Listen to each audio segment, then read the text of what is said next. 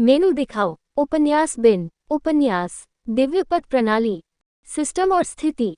अध्याय 11 व्यवस्था और स्थिति। इंस्पेक्टर ने आथा की ओर देखा, फिर वेरियन की ओर मुड़ा और आह भरी। उसकी आंखें धीरे धीरे लाल हो गईं और उसने जोश भरे लहजे में कहा, यह एक अटकल है। जिन कालकोठरियों में उनकी उपस्थिति दर्ज की गई थी, हमने साहसिक दल भेजे थे। उन्हें कोई निशान नहीं मिला। हमने खोज जारी रखी, लेकिन हमें कुछ नहीं मिला। ऐसा लग रहा था जैसे वे गायब हो गए और कभी दिखाई ही नहीं दिए। 10 दिनों तक उनकी कोई उपस्थिति नहीं थी और हमारा मानना था कि अथाह ग्रह किसी तरह अपने अपने अथाह स्थानों पर वापस लौट गए होंगे। फिर अचानक कई प्रतिभाशाली जागृतिकर्ता जो प्रवेश के लिए अभ्यास कर रहे थे, उसी दिन मारे गए। तब हमें ये बात समझ में आई, अथाह लोगों ने कालकोठरी में छिपने के लिए कुछ खास तरीके सीख लिए थे।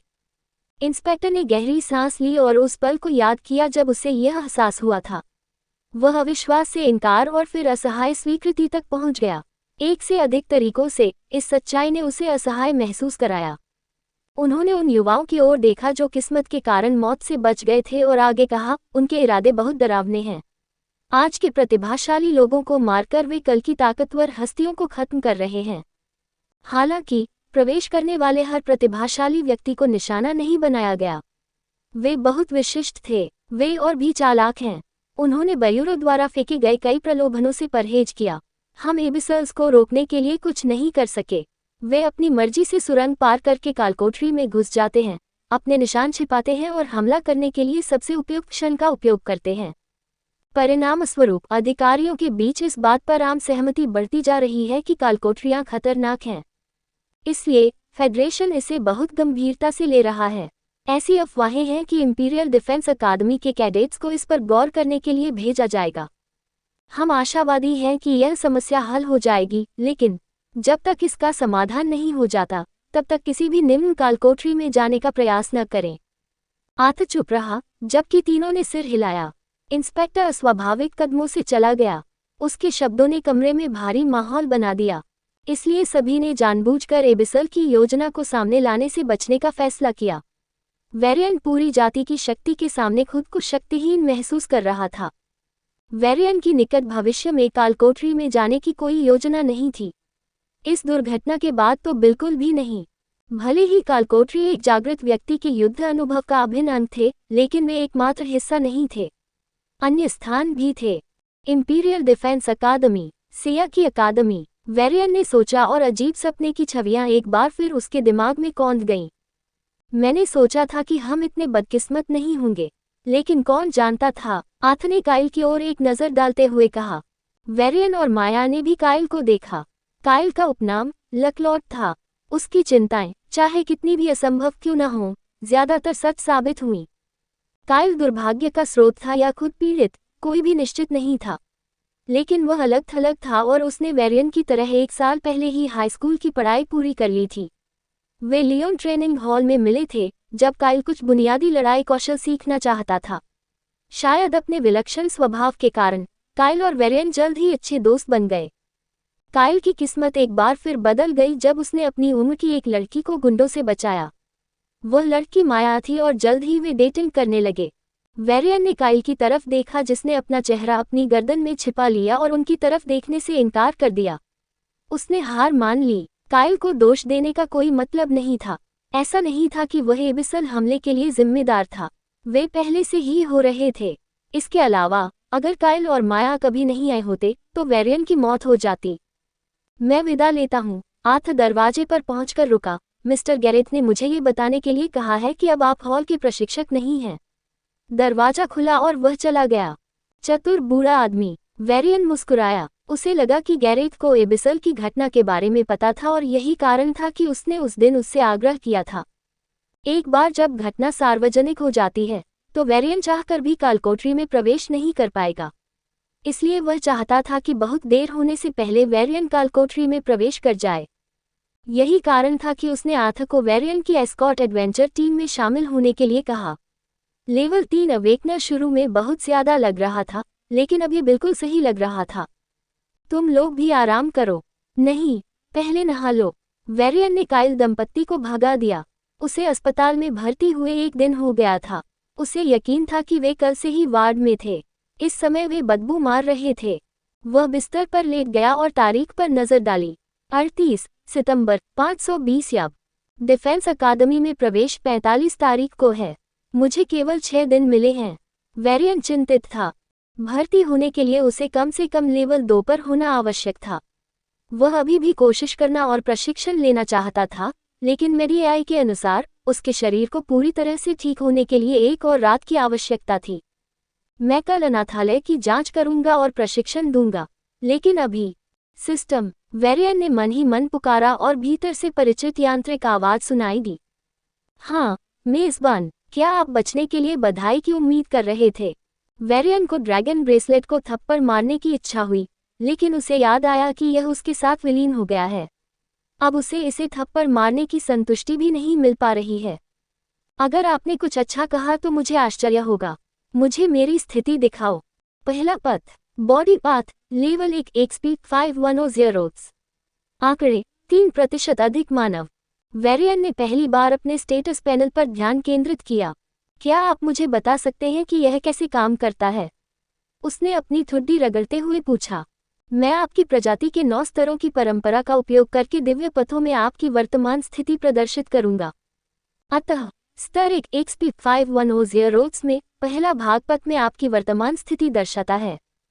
प्रत्येक पथ की स्तर में आगे बढ़ने के लिए अपनी स्वयं की आवश्यकताएं होती हैं और यह प्रत्येक स्तर के साथ बदलती रहती हैं। उदाहरण के लिए, लेवल 3 स्पेस अवेकनर को लेवल 4 तक आगे बढ़ने के लिए अनबाइंडिंग को समझने और समझने की आवश्यकता होती है। लेवल 6 एलिमेंटलिस्ट को लेवल 7 तक आगे बढ़ने के लिए एलिमेंटल बॉडी बनाने की जरूरत होती है। प्रत्येक स्तर की अपनी अलग अलग ज़रूरतें होती हैं और यह प्रत्येक पथ के लिए अलग अलग होती हैं।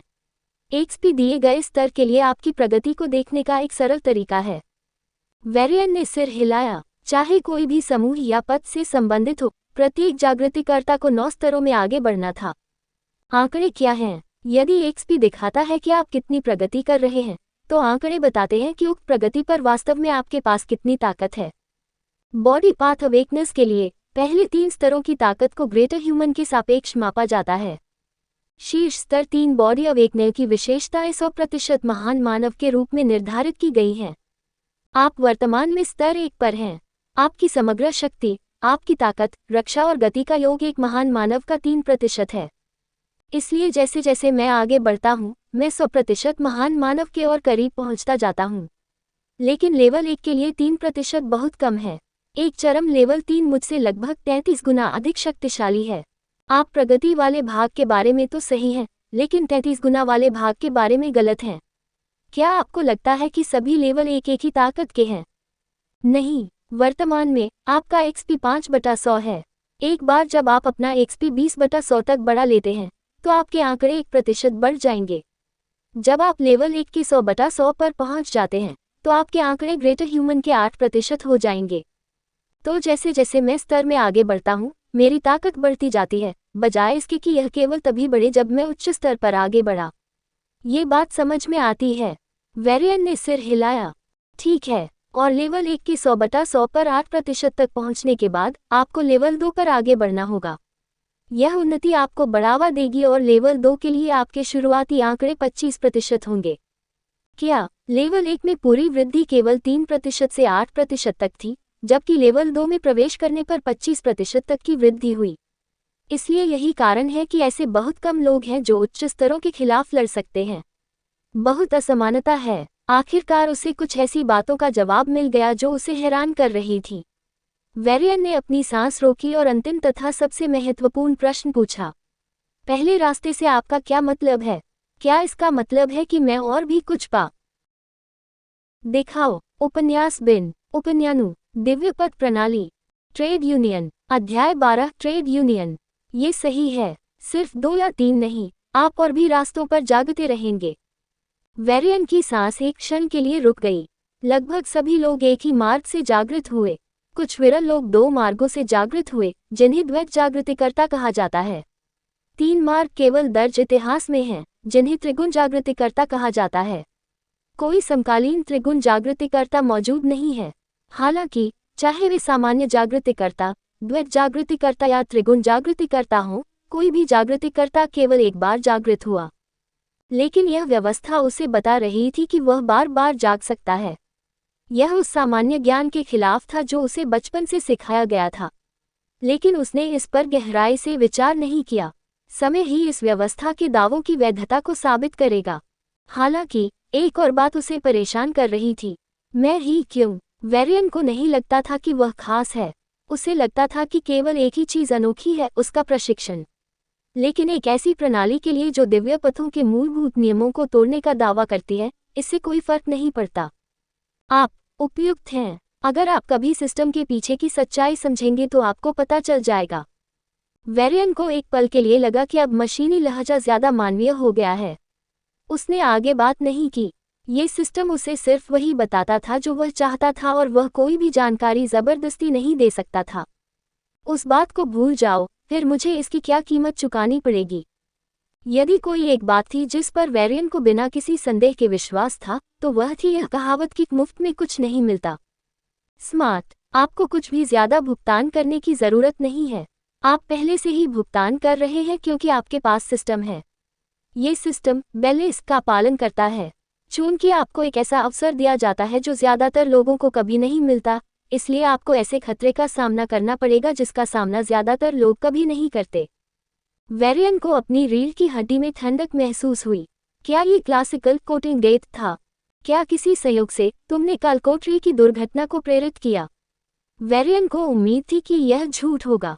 सिस्टम, चाहे कितना भी टूटा हुआ हो, ऐसी घटनाओं को प्रभावित करने की शक्ति नहीं रखता था। लेकिन सिस्टम की प्रतिक्रिया ने उसकी उम्मीदों को चकनाचूर कर दिया। आप सही कह रहे हैं, लेकिन ये सिस्टम की सक्रियता नहीं है, ये सिस्टम की प्रकृति के कारण है। आप जो भी करेंगे, आपको बड़े अवसर का सामना करना पड़ेगा, लेकिन उससे भी बड़ा खतरा होगा। इससे बचने का कोई रास्ता नहीं है। क्या होगा अगर मैं कभी बाहर न जाऊं? मुझे कभी भी खतरे का सामना नहीं करना पड़ेगा। वेरियन ने मजाक किया। आप सुरक्षित रहेंगे, लेकिन ज्यादा समय तक नहीं। जिस दिन ये सिस्टम सक्रिय होगा, आप नदी में गिर जाएंगे। या तो आप धारा के विपरीत जाकर शिखर पर पहुंचेंगे या धारा के साथ बह जाएंगे। केवल मरी हुई मछलियां ही धारा के साथ तैरती हैं। वेरियन कुछ क्षण चुप रहा और मुस्कुराया। वह आगे बढ़ता रहेगा। उसे निश्चित रूप से मरना पसंद नहीं था, लेकिन मौत से सामना होने पर उसे एहसास हुआ कि उसे बेहतर तरीके से जीना चाहिए। उसकी मौत उसके नियंत्रण से बाहर थी। वह केवल इस बात को नियंत्रित कर सकता था कि उसका जीवन कैसा होने वाला है। इसलिए वह बिना पछतावे के जीवन जिएगा।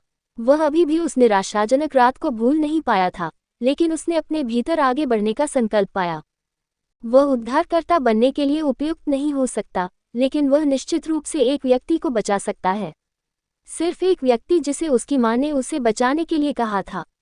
सिया चाहे जिस भी स्थिति में हो, वह उसे बचाएगा, और वह ये भी पता लगाएगा कि उसे वह अजीब सपना क्यों आया। वेरियन अस्पताल से बाहर निकला और अपनी होवर बाइक पर सवार हो गया। होवर कारें अपने निर्धारित हवाई मार्गों पर उड़ रही थीं। बादलों तक पहुंचती इमारतों की चमकदार रोशनी ने रात को जगमगा दिया। प्रसिद्ध जागृतिकर्ताओं के होलोग्राफ ने प्रमुख ब्रांडों का प्रचार किया। नशे में धुत पुरुषों और महिलाओं को उनके रोबोट प्रेमियों ने घर पहुंचाया। ये वस्तुतः पुरानी पृथ्वी का एक विज्ञान कथा जैसा था। वेरियन ने गंतव्य को ट्रेड यूनियन भवन निर्धारित किया और ड्राइविंग आई को उसे हवा में तैरती इमारतों के समूह तक ले जाने दिया। ट्रेड यूनियन एडवेंचर गिल्ड के साथ स्मॉल 2 में से एक था। ये सबसे अमीर निजी संगठन था जिसका स्टार ट्रेजर्स पर लगभग एकाधिकार था। यद्यपि आम जनता की इन खून चूसने वालों के बारे में कोई अच्छी राय नहीं थी, फिर भी वे गुणवत्ता वाले खजाने के प्रलोभन का विरोध नहीं कर पाए। लेकिन ट्रेड यूनियन की स्थिति को वास्तव में मजबूत करने वाली बात थी इसका मुखिया वियान। वियान एक संप्रभु थी। पर्याप्त ताकत के बिना ट्रेड यूनियन को 2 बड़े लोगों, सैन्य और प्रधान परिवारों द्वारा निगल लिया जाता। भले ही वियान लेवल 9 की हो, लेकिन वह ट्रेड यूनियन को नहीं बचा पाएगी। हालांकि सॉवरेन होने का मतलब है कि ट्रेड यूनियन को ह्यूमन फेडरेशन में हरी झंडी मिल जाएगी। वेरियन ने ट्रेड यूनियन को कोसा, लेकिन वियान को कोसने से परहेज किया। कुल मिलाकर संप्रभु मानवता के रक्षक थे। वियान कोई अपवाद नहीं थी। वह वीनस की संरक्षक थी और उसने अनगिनत बार सी एबिस की ब्लू एबिस क्वीन से लड़ाई की थी। अगर वह न होती तो वीनस प्लूटो की तरह गिर जाती। नीचे उतरते समय एक रोबोट नौकरानी ने उनका स्वागत किया और उन्हें ट्रेजर्स बिल्डिंग की ओर निर्देशित किया। वेरियन ने अपना बटुआ जलाने का फैसला किया और 2 स्टार ट्रेजर सेक्शन को चुना। चूंकि वह अब से 6 दिन बाद प्रवेश में भाग लेगा, इसलिए उसे सबसे अच्छे हथियार की आवश्यकता होगी जो वह खरीद सके। सभी स्टार खजाने को 9 स्तरों के अनुसार 1 से 9 तक चिन्हित किया गया था। 1-3 को निम्न खजाने के रूप में वर्गीकृत किया गया, 4-6 को मध्यम खजाने के रूप में और 7-9 को उच्च खजाने के रूप में वर्गीकृत किया गया। आखिरी लड़ाई के बाद वेरियन के गॉन्टलेट्स बेकार हो गए थे। ये जोड़ी सिर्फ 1 स्टार की खजाना थी, जो सबसे कम थी। शुभ संध्या, श्रीमान वेरियन। आप किस प्रकार का खजाना खरीदना चाहते हैं? एक युवती ने एआई रिपोर्ट से उनकी आईडी देखी और मुस्कुराहट के साथ अभिवादन किया। वेरियन ने जवाब देने से पहले एक पल सोचा, मुझे दिखाओ। मेनू दिखाओ। उपन्यास बिन। उपन्यास दिव्य पथ प्रणाली। 2 स्टार खजाना। अध्याय 13 2 स्टार खजाना। मुझे स्पाइक्स वाले दस्ताने दिखाओ, जिनमें सबसे अधिक सहनशक्ति हो, वेरियन ने कहा। महिला ने सिर हिलाया और नवीनतम सूची को छांक दिया। वेरियन ने जल्दी से चारों ओर नजर घुमाई। दुकान बहुत बड़ी थी। सफेद कांच की टाइलें भव्यता को और बढ़ा रही थीं और सुरक्षा अवरोध के साथ खुली छत उनकी ताकत को दिखा रही थी। 2 स्टार खजाने के विभिन्न होलोग्राफिक डिस्प्ले ने स्टोर में ग्राहकों को और अधिक खरीदने के लिए लुभाया। उनमें से अधिकांश मध्यम आयु वर्ग के पुरुष और महिलाएं थे जो लेवल 2 में कदम रखते थे। वे लेवल 2 से आगे नहीं पहुंच सकते थे। वेरियन को पता था कि इनमें से ज्यादातर लोग अपने मौजूदा लेवल पर ही रुक जाएंगे। कुछ लोग लेवल 3 तक पहुंच सकते थे, लेकिन लेवल 4 तक पहुंचना लगभग असंभव था। मौत के करीब पहुंच चुके अपने अनुभव के बाद वेरियन ने जीवन के प्रति अपना नजरिया बदलने का फैसला किया। चूंकि वह पहले से ही एक जागृत व्यक्ति था, इसलिए वह जितना संभव हो सके उतना मजबूत बनने की कोशिश करेगा। कभी समझौता नहीं करेगा। अद्वितीय उद्धारकर्ता सम्राट। वेरियन ने अपने बचपन के सपने के बारे में सोचा। जैसे जैसे वह बड़ा हुआ, उसने इसे उद्धारकर्ता तक सीमित कर दिया। उसकी मृत्यु के बाद कुछ भी नहीं बचा। अब उसे लगा कि शायद वह कम से कम अद्वितीय बनने की आकांक्षा तो कर सकता है। उसके पास एक रहस्यमय प्रणाली थी, शायद वह उच्च लक्ष्य रख सकता था। कोशिश करने में कोई बुराई नहीं थी, है न? ताकत को अधिकतम करने का मतलब था अपने दिव्य पथ की शक्तियों में महारत हासिल करना, पर्याप्त युद्ध अनुभव होना और मार्ग के लिए उपयुक्त सितारा खजाना होना। तीनों में से वेरियन के पास केवल युद्ध का अनुभव था। वह पहले एक उपयुक्त सितारा खजाना खरीदता और फिर अपने दिव्य पथ की शक्तियों का अभ्यास करता। बॉडी अवेकने की ताकत नजदीकी मुकाबले में और बढ़ जाती है। अपने युद्ध अनुभव और नई ताकत के साथ वेरियन को लेवल 1 के ज्यादातर खिलाड़ियों को मात देने का पूरा भरोसा था। ये लीजिए, आप इसे कस्टमाइज कर सकते हैं, लेकिन इसकी कीमत ज्यादा होगी। काउंटर पर बैठी महिला ने बेहतरीन सहन शक्ति वाले कई तरह के गॉन्टलेट्स दिखाए। वेरियन ने होलोग्राम में मौजूद खूबसूरत और मजबूत गॉन्टलेट्स को देखा, इससे पहले कि उसकी नज़र उनकी कीमतों पर पड़ी। उसकी आंखें चौड़ी हो गईं जब उसने देखा कि वे सभी केपी में थे, सीपी क्रेडिट पॉइंट्स के बजाय कर्मा पॉइंट्स। क्या मैं क्रेडिट पॉइंट से भुगतान कर सकता हूँ? उन्होंने सकारात्मक उत्तर पाने की आशा में पूछा। दुर्भाग्य से नहीं, केवल 1 स्टार खजाने को सीपी में लाया जा सकता है। मुख्यालय के नवीनतम नियमों के अनुसार 2 स्टार खजाने और उससे ऊपर के खजाने को केपी में लाया जाना चाहिए। महिला ने अपना सिर हिलाया और क्षमा प्रार्थी दिखाए। कमरे में बैठे ग्राहकों ने बातचीत सुनी और धीरे से गालियां दी। खून चूसने वाले, लालची सुअर। युवती बेफिक्र रही और अपनी मुस्कान बरकरार रखी। उसकी पेशेवर मुस्कान में कोई मोल तोल की गुंजाइश नहीं थी। वेरियन ने हार मानकर आह भरी और एक बार फिर ट्रेड यूनियन को कोसा। क्रेडिट पॉइंट या संक्षेप में सीपी संघ की मुद्रा थी। यह अधिकांश आर्थिक उद्देश्यों के लिए मुद्रा थी। एक औसत नागरिक 5000 सीपी प्रति माह कमाता था। एक सामान्य 1 स्टार खजाने की कीमत लगभग 12000 सीपी थी। फिर कर्म बिंदु या केपी था। यह एक विशेष मुद्रा थी। एक जागृत व्यक्ति अपनी सेवा के माध्यम से केपी प्राप्त करता था। एबिसिल से लड़ना, जानवरों के कोर बेचना, सेना में सेवा करना, दूसरों के बीच आपराधिक जागृत व्यक्ति की समस्याओं को हल करने के लिए अपनी शक्तियों का उपयोग करना।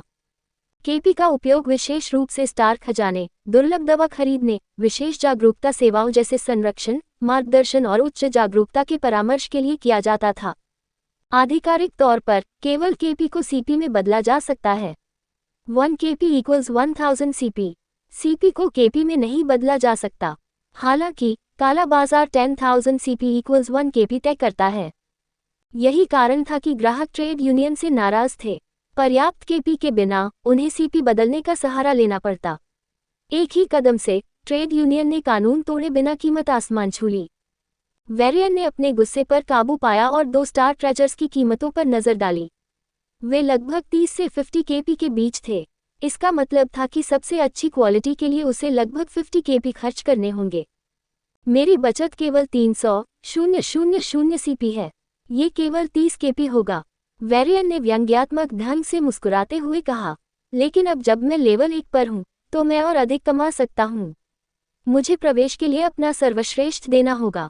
मैं एक सस्ते स्टार खजाने के कारण अपना एकमात्र मौका जोखिम में नहीं डालना चाहता। वह या तो प्राप्त धन को बचाकर एक औसत जीवन जीता रह सकता था, या फिर किसी काम पर अपना सब कुछ दांव पर लगा सकता था और बिना किसी पछतावे के उसे पूरा कर सकता था। मुझे 20 केपी और चाहिए होंगे। तभी उसे कुछ याद आया और उसने अपने कम्युनिकेशन पर क्लिक किया और केपी सेक्शन को चुन लिया। केपी 10 एबिसल को मारने का इनाम। उनके द्वारा सोते समय एक एबिसल को मारने की रिपोर्ट दर्ज की गई और उन्हें 10 केपी से सम्मानित किया गया। 10 और सही, मुझे पता है। वेरियन ने इधर उधर देखा और बीस्ट कोर को न पाया।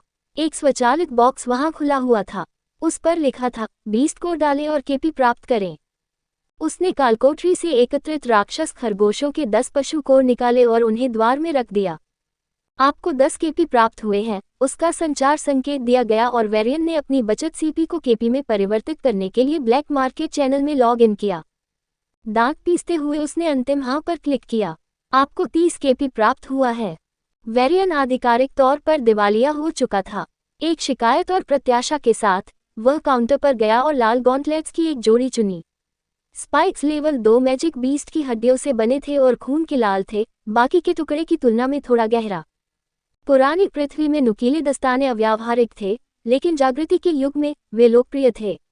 वेरियन ने दस्ताने पहने और पहले से कहीं ज्यादा सशक्त महसूस किया। फिर उसने अपने खाली कर्म बिंदुओं पर नजर डाली और अपना सिर झुका लिया। एक अद्भुत हथियार खरीदने का सारा उत्साह उसकी नई गरीबी के कारण फीका पड़ गया। मैं किसी को मुक्का मारना चाहता हूँ। वेरियन खराब मूड में ट्रेड यूनियन भवन से बाहर निकला और अपनी होवर बाइक पर कूद गया। आधी रात हो चुकी थी। उसका इलाज खत्म हो चुका था। इसका मतलब था कि अब वह ट्रेनिंग कर सकता था। मुरलोक द्वीप पर जाओ और लेवल 1 अवेकनर में प्रवेश की अनुमति ले आओ। वेरियन ने अपने संचार एआई ईशा से कहा। हाँ सर, उसने कहा और होवर बाइक चल पड़ी। वेरियन ने अपनी आंखें बंद कर ली और थकान महसूस की। धीरे धीरे मधुर संगीत की जगह समुद्र की लहरों ने ले ली। नियॉन लाइट की जगह सूरज की रोशनी ने ले ली।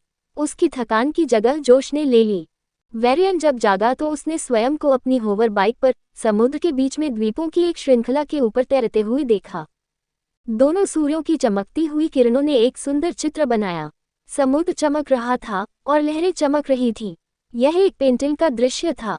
इधर उधर देखने पर पता चला कि कुछ और होवर कारें और बाइकें उसके पास से गुजरी और एक द्वीप पर उतर गईं। अपनी अलौकिक दृष्टि से वेरियन ने नीचे के द्वीपों को देखा। वहां केवल विरल हरियाली थी और अधिकांश द्वीप उजाड़ और नम थे। ध्यान से देखने पर उन्हें कुछ मानव जैसे जीव चलते हुए दिखाई दिए। उनके पास नीले रंग के शल्क और सीधी पुतली वाली पीली आंखें थीं। उनकी पीठ से एक पूंछ निकली हुई थी और वे लगभग 4 फीट लंबे थे। तो ये मरलोक्स के वंशज हैं, है न? वेरियन ने मन ही मन सोचा और होवर बाइक को नीचे उतरने दिया। मरलोक एक बुद्धिमान जलीय प्रजाति थी जो पहली बार 80 युग में मनुष्यों के सामने आई थी। वे महासागरों से उभरे और भूमि पर जीवित रहने में सक्षम थे। वे अपने आवास और जनसंख्या के कारण पृथ्वी पर श्रेष्ठ शक्ति थे।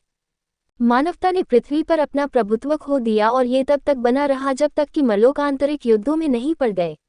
मानव संघ ने इसका पूरा फायदा उठाया और मरलोक को कमजोर कर दिया। मानवता के छिपे हुए इरादों को समझने के बाद मरलोक ने तटों पर सभी शहरों को नष्ट कर दिया, जिससे करोड़ों लोग मारे गए। इससे भयंकर युद्ध छिड़ गया और अंततः मरलोक विलुप्त हो गए।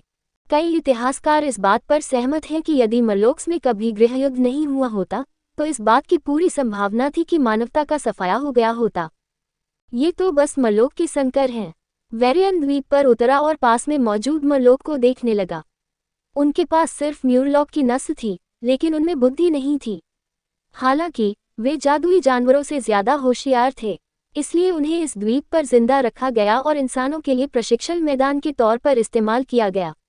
मैं अपनी शक्तियों का परीक्षण करूंगा, उसने उत्साहित मुस्कान के साथ कहा और स्थिति को देखा।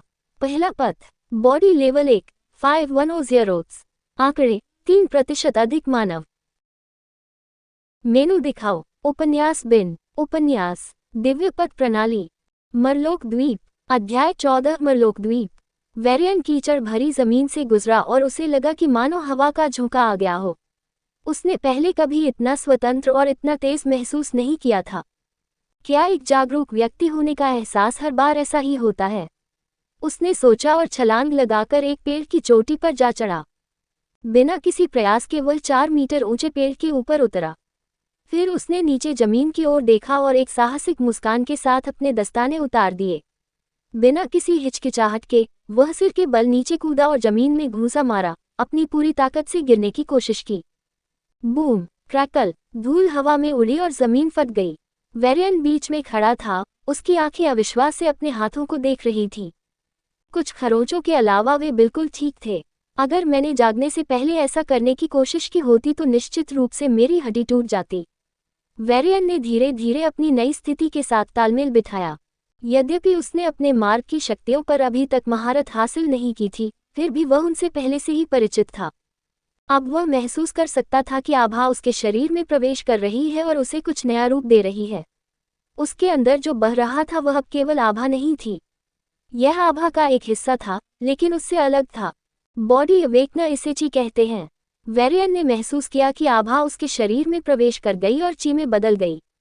ची उसकी मांसपेशियों और हड्डियों से होकर गुजरी।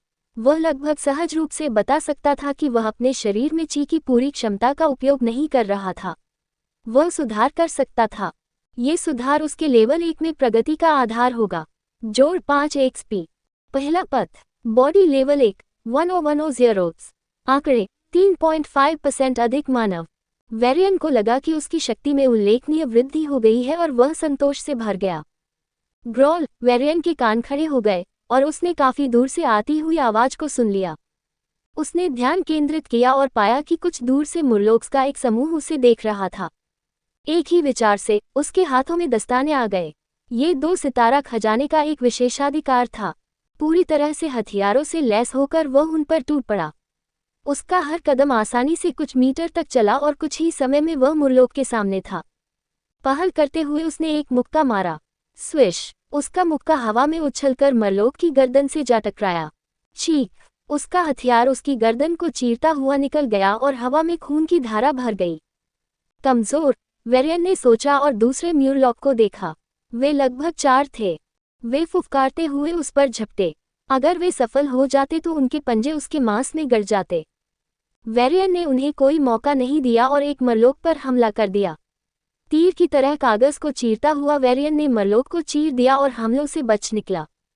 उसके दस्ताने की कीलें मरलोक के दिल में घुस गईं और उसे मार डाला। वेरियन ने अपना हाथ खींचा और लाश बाहर उड़ गई। 4 बचे। दुश्मन के प्रति दया स्वयं के प्रति क्रूरता है। वेरियन ने इस बात पर विश्वास किया और उसका पालन किया। उसे खुद को प्रशिक्षित करने के लिए म्यूरलॉक का उपयोग करने पर जरा भी पछतावा महसूस नहीं हुआ। जब उन्होंने पहली बार प्रशिक्षण शुरू किया तो वे भोले थे और यथासंभव दयालु बनने की कोशिश करते थे। उसने सामान्य जानवरों से लड़ाई की जो जागे नहीं थे लेकिन अपनी सामान्य नस्ल से ज्यादा ताकतवर थे। उन्हें लेवल 0 कहा जाता था। उसने सिर्फ लड़ाई करने की कोशिश की और मारने की कोशिश नहीं की। लेकिन किसी समय उन्होंने किसी चीज या किसी को धमकाया। मुझे याद क्यों नहीं आता कि मुझमें क्या बदलाव आया। मैं दयालु होने पर जोर देता था, लेकिन कहीं न कहीं मुझे हत्या करने में कोई दिक्कत नहीं थी। वेरियन ने अपनी यादों को खंगाला लेकिन कारण नहीं खोज पाया। शायद लगातार अभ्यास ने उसे हत्या करने के लिए सुन्न कर दिया था। शायद। सवालों को नजरअंदाज करते हुए उसने सामने खड़े 4 मुरलोकों पर ध्यान केंद्रित किया। ग्राउल, वे चिल्लाए और उस पर पुनः झपटे। वेरियन ने एक मरलोक पर झपट्टा मारा, लेकिन अचानक मरलोक ने अपनी पूंछों से उस पर हमला कर दिया। 4 पूंछें 4 दिशाओं से आईं और उसके भागने के रास्ते बंद कर दिए। चूंकि वह हवा में था, इसलिए वह न तो कूद सकता था और न ही झुक सकता था। उसकी गतिशीलता सीमित थी और उसे हमलों का सामना करना पड़ा। यद्यपि मरलोक मनुष्य की तरह बुद्धिमान नहीं थे, फिर भी वे समूहों में सहयोग कर सकते थे तथा उनमें युद्ध की अच्छी समझ थी। लानत है। वेरियन ने अपने दांत पीसते हुए बॉडी अवेकनिंग की चपलता पर दांव लगाने का फैसला किया। उसने अपने शरीर को हवा में घुमाया और 2 दुमों के हमलों से बच गया। उसने अपने गॉन्टलेट से बाकी 2 दुमों को पकड़ लिया और उन्हें अपने नंगे हाथों से कुचल दिया। उसने अपने पैरों को सामने वाले मरलोक पर टिका दिया। अगले ही पल वह उस मरलोक से टकरा गया जिस पर वह निशाना साध रहा था। उसके लात ने उसकी छाती की हड्डियों को धंसा दिया और उसे एक ही गोली में मार दिया। ये सब कुछ पलक झपकते ही घटित हो गया। अगले ही क्षण वेरियन अपनी एकमात्र बची हुई पूंछ के हमले से बचने के लिए जमीन पर लुढ़क गया। इससे पहले कि वह उठ पाता या हिल पाता, 2 मुरलोक, जिनकी दुम कटी हुई थी, क्रोध में उसके चेहरे पर पंजे मारने लगे। अगर वह उसे रोक नहीं पाता तो वे उसके मस्तिष्क को छेद देते। भाड़ में जाओ, वेरियन ने गाली दी और हमले को रोकने के लिए अपने दस्ताने ऊपर उठा लिए। मरलोक्स ने अपनी चालाकी दिखाते हुए आखिरी क्षण में हमला बदल दिया और उसके हृदय क्षेत्र पर निशाना साधा। लेकिन अचानक हुए बदलाव के कारण वे एक पल के लिए धीमे हो गए। तुम्हारे पीछे, एक ही विचार के साथ दस्ताने ढीले हो गए और वेरियन ने उन्हें अपनी पूरी ताकत से मुरलोक्स पर फेंक दिया। टकराना, टकराना। उसके अत्यधिक बल के कारण मुरलोक अपने पंजों से उसे छूने से पहले ही पीछे हट गए। वेरियन उनके पास पहुंचा और उनकी गर्दन पर पैर रखकर उनकी जान ले ली तथा अपनी जान बचा ली। वह तो कठिन था। उसने अपने माथे से पसीना पोंछा और अपने दस्ताने फिर से पहन लिए। जोड़ 10 XP, बॉडी पाथ लेवल 1, 20100, 4% अधिक मानव। वेरियन को महसूस हुआ कि उसके शरीर में ची का प्रवाह बेहतर हो गया है। मुझे पता था, मेरे लिए युद्ध ही सबसे अच्छी ट्रेनिंग है। वह मुस्कुराया, फिर उसके कान खड़े हो गए और वह आगे बढ़ गया। चीख! एक भाला उसके पिछले स्थान से होकर गुजरा और एक चट्टान से टकराया, जिससे वह 2 टुकड़ों में टूट गई। वेरियन ने आक्रमण की दिशा में मुड़कर देखा तो एक मरलोक उसकी ओर आ रहा था। वह 5 फीट लंबा था। उसके शल्क गहरे नीले रंग के हो रहे थे और उसकी पूंछ सामान्य से ज्यादा लंबी थी। उसके हाथ में एक हड्डी का भाला था। यह एक पीक लेवल 1 मरलोक है, वेरियन ने चौंक कर कहा। वह बता सकता था कि यह लेवल 1 के शिखर पर पहुंच गया है, क्योंकि यह बहुत दबाव छोड़ रहा था। यह अब तक का उसका सबसे शक्तिशाली शत्रु था, यहाँ तक कि एबिसल्स भी नहीं, हालांकि एबिसल्स किसी भी स्तर पर सबसे शक्तिशाली होता है। एबिसल को मारने में उसके 2 कारण थे। एक तो वेरियन की अपनी साहसी रणनीति, दूसरा, जिसके बिना वेरियन सफल नहीं हो पाता, एबिसल की आंतरिक चोट। तो वेरियन ने शीर्ष स्तर 1 एबिसल को नहीं मारा, उसने एक घायल स्तर 1 एबिसल को मारा और इस प्रक्रिया में लगभग मर गया। अब उसे एक हानिकर शीर्ष स्तर 1 मरलोक का सामना करना था। वेरियन को चुनौती का डर नहीं था। उसका वर्तमान दुश्मन उसके पिछले दुश्मन से कहीं ज्यादा शक्तिशाली था। वे मुस्करा उठे। मेरा दुश्मन मुझसे ज्यादा ताकतवर हो सकता है, लेकिन मैं भी उतना ही ताकतवर हूँ। वेरियन और मरलोक ने एक दूसरे की आंखों में देखा और अगले ही पल उन्होंने एक दूसरे पर तेज गति से गोली चला दी। मेनू दिखाओ। उपन्यास बिन। उपन्यास दिव्य पथ प्रणाली। शीर्ष स्तर 1 शत्रु। अध्याय 15। शीर्ष स्तर 1 शत्रु। वेरियन और मरलोक ने एक पल में अपनी दूरी कम कर ली। सिर्फ मारने के इरादे से वेरियन ने उसकी थोड़ी पर मुक्का मारा। म्यूरलॉक ने अपने भाले से उसे रोक दिया, लेकिन असली हमला तो उसके बाद हुआ। एक और मुट्ठी उसके पेट पर फेंकी गई, जिसमें स्पाइक्स उसके पेट को चीरने की धमकी दे रहे थे। अपनी छोटी भुजाओं के कारण एक मरलोक हमले को रोकने में सक्षम नहीं होगा। वेरियन को लगा कि वह इस हमले से बढ़त हासिल कर लेगा, लेकिन चिपकना। मरलोक की पूंछ ने चुनौती को टाल दिया और हवा में चिंगारियां उड़ने लगी। थोड़ी दूर जाकर वेरियन को एहसास हुआ कि पूंछ खुद एक धातु की नीली परत से ढकी हुई थी। ये जितना मैंने सोचा था उससे कहीं ज्यादा मुश्किल होगा, लेकिन यह मेरी प्रगति का रास्ता है। वेरियन ने अपनी आक्रामकता को गति के साथ जारी रखा। संघर्ष। क्लिक करें। संघर्ष। हड्डियों से बने भाले और धातु की पूंछ से टकराते हथियारों की आवाज पूरे द्वीप में गूंज रही थी। आसपास के लोगों ने लड़ाई की तीव्रता देखी और अपनी जान बचाने के लिए भाग गए। वेरियन ने अपनी गर्दन झुकाए और भाले के प्रहार से बच निकला। वह एक तरफ हट गया और पूंछ के वार से बच गया। उसी समय उसने मरलोक की कमर पर घुटना मारा और उसके चेहरे पर मुक्का मारा तथा उसकी आंखों पर कांटों से वार किया। मरलोक की पूंछ फुर्तीली और लचीली थी, इसलिए उसने घुटने को आसानी से रोक लिया। अगले ही पल मरलोक ने दाईं ओर मुड़कर अपनी आंखों पर लगे मुक्के से खुद को बचा लिया। छी! वेरियन ने दबी हुई सांस में गाली दी और अपने हमले जारी रखे। जो अपनी गति कम कर देगा वह हार जाएगा। बढ़ती हुई युद्ध की मंशा के साथ वे एक दूसरे पर टूट पड़े। मिट्टी ऊपर उठी और तूफान आया।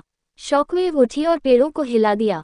इस सब के बीच अपराधी अधिक खड़े थे, वेरियन और मरलोक। संघर्ष। क्लिक करें। संघर्ष। कुछ मिनट बीत गए, लेकिन लड़ाई की तीव्रता बढ़ती ही गई। लड़ाई खत्म होने का नाम नहीं ले रही थी, क्योंकि दोनों में से किसी भी पक्ष को बढ़त हासिल नहीं थी। क्लिक संघर्ष। क्लिक संघर्ष। हर हमले को भाले और पूंछ से रोका जाता था या चकमा दिया जाता था। वेरियन का लाभ उसके युद्ध अनुभव में निहित था। मरलोक का लाभ उसके स्तर 1 के शिखर और उसके हथियार से उसकी बेहतर ताकत में था। इसकी भुजाएं वेरियन की तुलना में छोटी थीं और इसलिए उसे उस तक पहुंचने में थोड़ा अधिक समय लगा। पिछले मरलोक को भी यही समस्या थी, इसलिए वे या तो उस पर झपटते थे या अपनी पूंछ का इस्तेमाल करते थे। वेरियन ने इसका फायदा उठाया और अपनी चपलता और गति का उपयोग करके उनके झटकों को चकमा देकर उन्हें एक एक करके नीचे गिरा दिया। हालांकि इस मरलोक ने चतुराई से अपनी अंतर्निहित कमियों को नजरअंदाज कर दिया और अपने भाले से इसकी भरपाई कर दी। भाले की पहुंच उसकी भुजाओं से ज्यादा थी और वह वेरियन तक जल्दी पहुंच गया। भाले में उसे ज्यादा महारत हासिल नहीं थी, इसलिए वह सिर्फ अपनी कच्ची शक्ति का ही इस्तेमाल कर सकता था। इसके बावजूद वह वेरियन के हर एक सोचे समझे और रणनीतिक वार को रोकने में सक्षम था। वेरियन चिल्लाया और पूंछ से हो रहे हमले को रोक दिया। वह एक कदम पीछे हट गया। वह कच्ची शक्ति के मामले में मरलोक जितना मजबूत नहीं था, इसलिए उसने ताकत के लिए प्रतिस्पर्धा किए बिना अपने कौशल का लाभ उठाया। हालांकि मरलोक की युद्ध शैली ने उसे कुछ हमलों को रोकने के लिए मजबूर किया। इससे शुरुआत में कोई फर्क नहीं पड़ा, लेकिन हमलों से होने वाली वापसी ने उस पर भारी असर डालना शुरू कर दिया। धीरे धीरे उसकी गति कम होने लगी। मुझे कोई रास्ता ढूंढना चाहिए, वेरियन ने हौंकते हुए मरलोक की आंखों में देखा। पहली बार उसने देखा कि उनमें कुछ हद तक मानवीय भावनाएं थीं। वे आंखें उपहास करती हुई लग रही थीं। तुम्हारी हिम्मत कैसे हुई मुझे चुनौती देने की? तुम हारे हुए हो, उन पीली आंखों ने मानो उससे कहा। मैं न केवल साहस करूंगी बल्कि जीत भी दूंगी। वेरियन ने मरलोक की ओर दौड़ लगाए और मुक्का मारने का नाटक किया। मरलोक ने उसे रोकने के लिए भाला उठाया और उसने उसे पकड़ लिया। मरलोक ने अपनी पूंछ से उस पर थप्पड़ मारा और उसे रोकने के लिए मजबूर होना पड़ा। बूम! जोरदार टक्कर से वह पीछे की ओर खिसक गया। उसके पैर जमीन पर टिक गए और मिट्टी में रास्ते बन गए। अगर यह 1 मिनट और चलता रहा तो मैं हार जाऊंगा। वेरियन ने तेजी से सांस ली और उसे लगा कि धीरे धीरे थकान उस पर हावी हो रही है। अंत में उसके आंकड़े अभी भी केवल 4% ग्रेटर ह्यूमन पर थे और वह म्यूरलॉक के लिए कोई मुकाबला नहीं था जो स्तर 1 के शिखर पर था। लेकिन उन्होंने हार नहीं मानी। वे हमेशा अपने से मजबूत प्रतिद्वंद्वियों से लड़ते रहे और जीतते रहे। यह अंतिम हमला होगा। वेरियन ने मरलोक पर गोली चलाई और भागते हुए धूल उड़ा दी। मरलोक ने भी वैसा ही किया और अपना भाला उसके हृदय पर मारा, जबकि उसकी पूंछ उसके सिर पर वार कर रही थी। वेरियन ने पूंछ पर एक ब्लॉक लगाया लेकिन भाले को नहीं रोका जैसा कि मरलोक ने भविष्यवाणी की थी। इसके बजाय उसने अपनी अधिक मानवीय चपलता का उपयोग करते हुए समय रहते अपने शरीर को थोड़ा सा हिलाया और भाला पकड़े हुए मरलोक के हाथ पर वार किया, जिससे भाला उसकी पकड़ से बाहर हो गया। 6 भाला उसके शरीर में घुस गया और उसके दिल को 1 इंच से छूकर निकल गया। अपनी जबरदस्त गति के कारण यह उसकी पीठ को चीरता हुआ बाहर निकल गया और एक बड़ा छेद छोड़ गया। वेरियन ने दर्द से फुसफुसाते हुए कहा और बिना किसी हिचकिचाहट के अपने सिर पर बंदी पूंछ को पकड़ लिया। मरलोक चिल्लाया और घबराकर उस पर मुक्का मारा। वह गलती कर रहा था। उसकी भुजाएं इतनी लंबी नहीं थीं और भाले से 1 सेकंड ज्यादा समय लगा उसे उस तक पहुंचने में। वेरियन को बस उस 1 सेकंड की ही जरूरत थी क्योंकि उसने बिजली की गति से मरलोक की गर्दन पकड़ ली और उसे कुचल दिया। क्लिक करें। बूम! उसी समय उसने उसकी गर्दन पर क्लिक किया। अंततः उसकी मुट्ठी उसके पेट से टकराई। वेरियन ने अपने पेट को पकड़ लिया और दर्द से कराह उठा। ठीक उसी समय उसके घाव का दर्द, जिसे वह अनदेखा करने की कोशिश कर रहा था, उसके दिमाग में भर गया। खांसी खांसी खांसी, उसने जोर से खांसी की और खून थूक दिया। वह महसूस कर सकता था कि उसके अंग कांप रहे थे और छेद। उसने नीचे देखा तो उसकी छाती में एक बड़ा सा छेद था, जो अब मांस, खून और हड्डियों के टुकड़ों से भरा हुआ था। सिस्टम मेरी स्थिति क्या है? वेरियन ने उसकी स्थिति में सुधार जानने के लिए उत्सुक होकर पूछा। एक्सपी जोड़। मेनू दिखाओ। उपन्यास बिन। उपन्यास दिव्य पथ प्रणाली। साधारण और प्रतिभाशाली। अध्याय 16 साधारण और प्रतिभ। स्टेटस पैनल चमक उठा और वेरियन को लगा कि उसके शरीर में ची बढ़ गई है। उसे अपने कमजोर शरीर में शक्ति का संचार महसूस हुआ। उसका रक्तस्राव धीमा हो गया। वह इसे देख नहीं पाया, लेकिन उसने महसूस किया कि उसका उत्थान बेहतर हो रहा है। वेरियन एक क्षण के लिए बहुत खुश हुआ, लेकिन पेट में दर्द के कारण उसे उस लड़ाई की याद आ गई जिसे उसने अभी अभी जीता था। भाड़ में जाए सिस्टम, वेरियन ने इसे जोश से कोसा।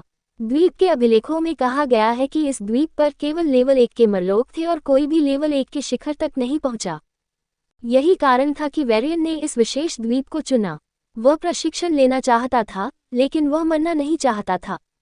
लेकिन द्वीप की अपनी पहली यात्रा पर वह इतना भाग्यशाली या बदकिस्मत था कि उसे एक मरलोक मिला जो अभी अभी लेवल 1 की चोटी पर पहुंचा था। यह अब दुर्भाग्य नहीं था, यह मौत को आमंत्रित करना था। जब म्यूरलॉक ने उस पर नजर डाली तो उसके पास भागने के अलावा कोई विकल्प नहीं था। लड़ो या मरो, ये वही बात होगी जिसके बारे में सिस्टम बात कर रहा था जब उसने कहा कि उसे सिस्टम के माध्यम से प्राप्त अवसर के लिए भुगतान करने के लिए खतरे का सामना करना पड़ेगा। उसके विकास की कीमत लगातार खतरा थी। लेकिन चाहे ये दुनिया मुझ पर जो भी फेंके, मैं उससे और अधिक मजबूत होकर निकलूंगा। वेरियन ने दांत पीसते हुए कहा और खड़ा हो गया। यद्यपि दर्द असहनीय था, लेकिन घाव घातक नहीं था और वह कुछ समय तक जीवित रहने में सक्षम था।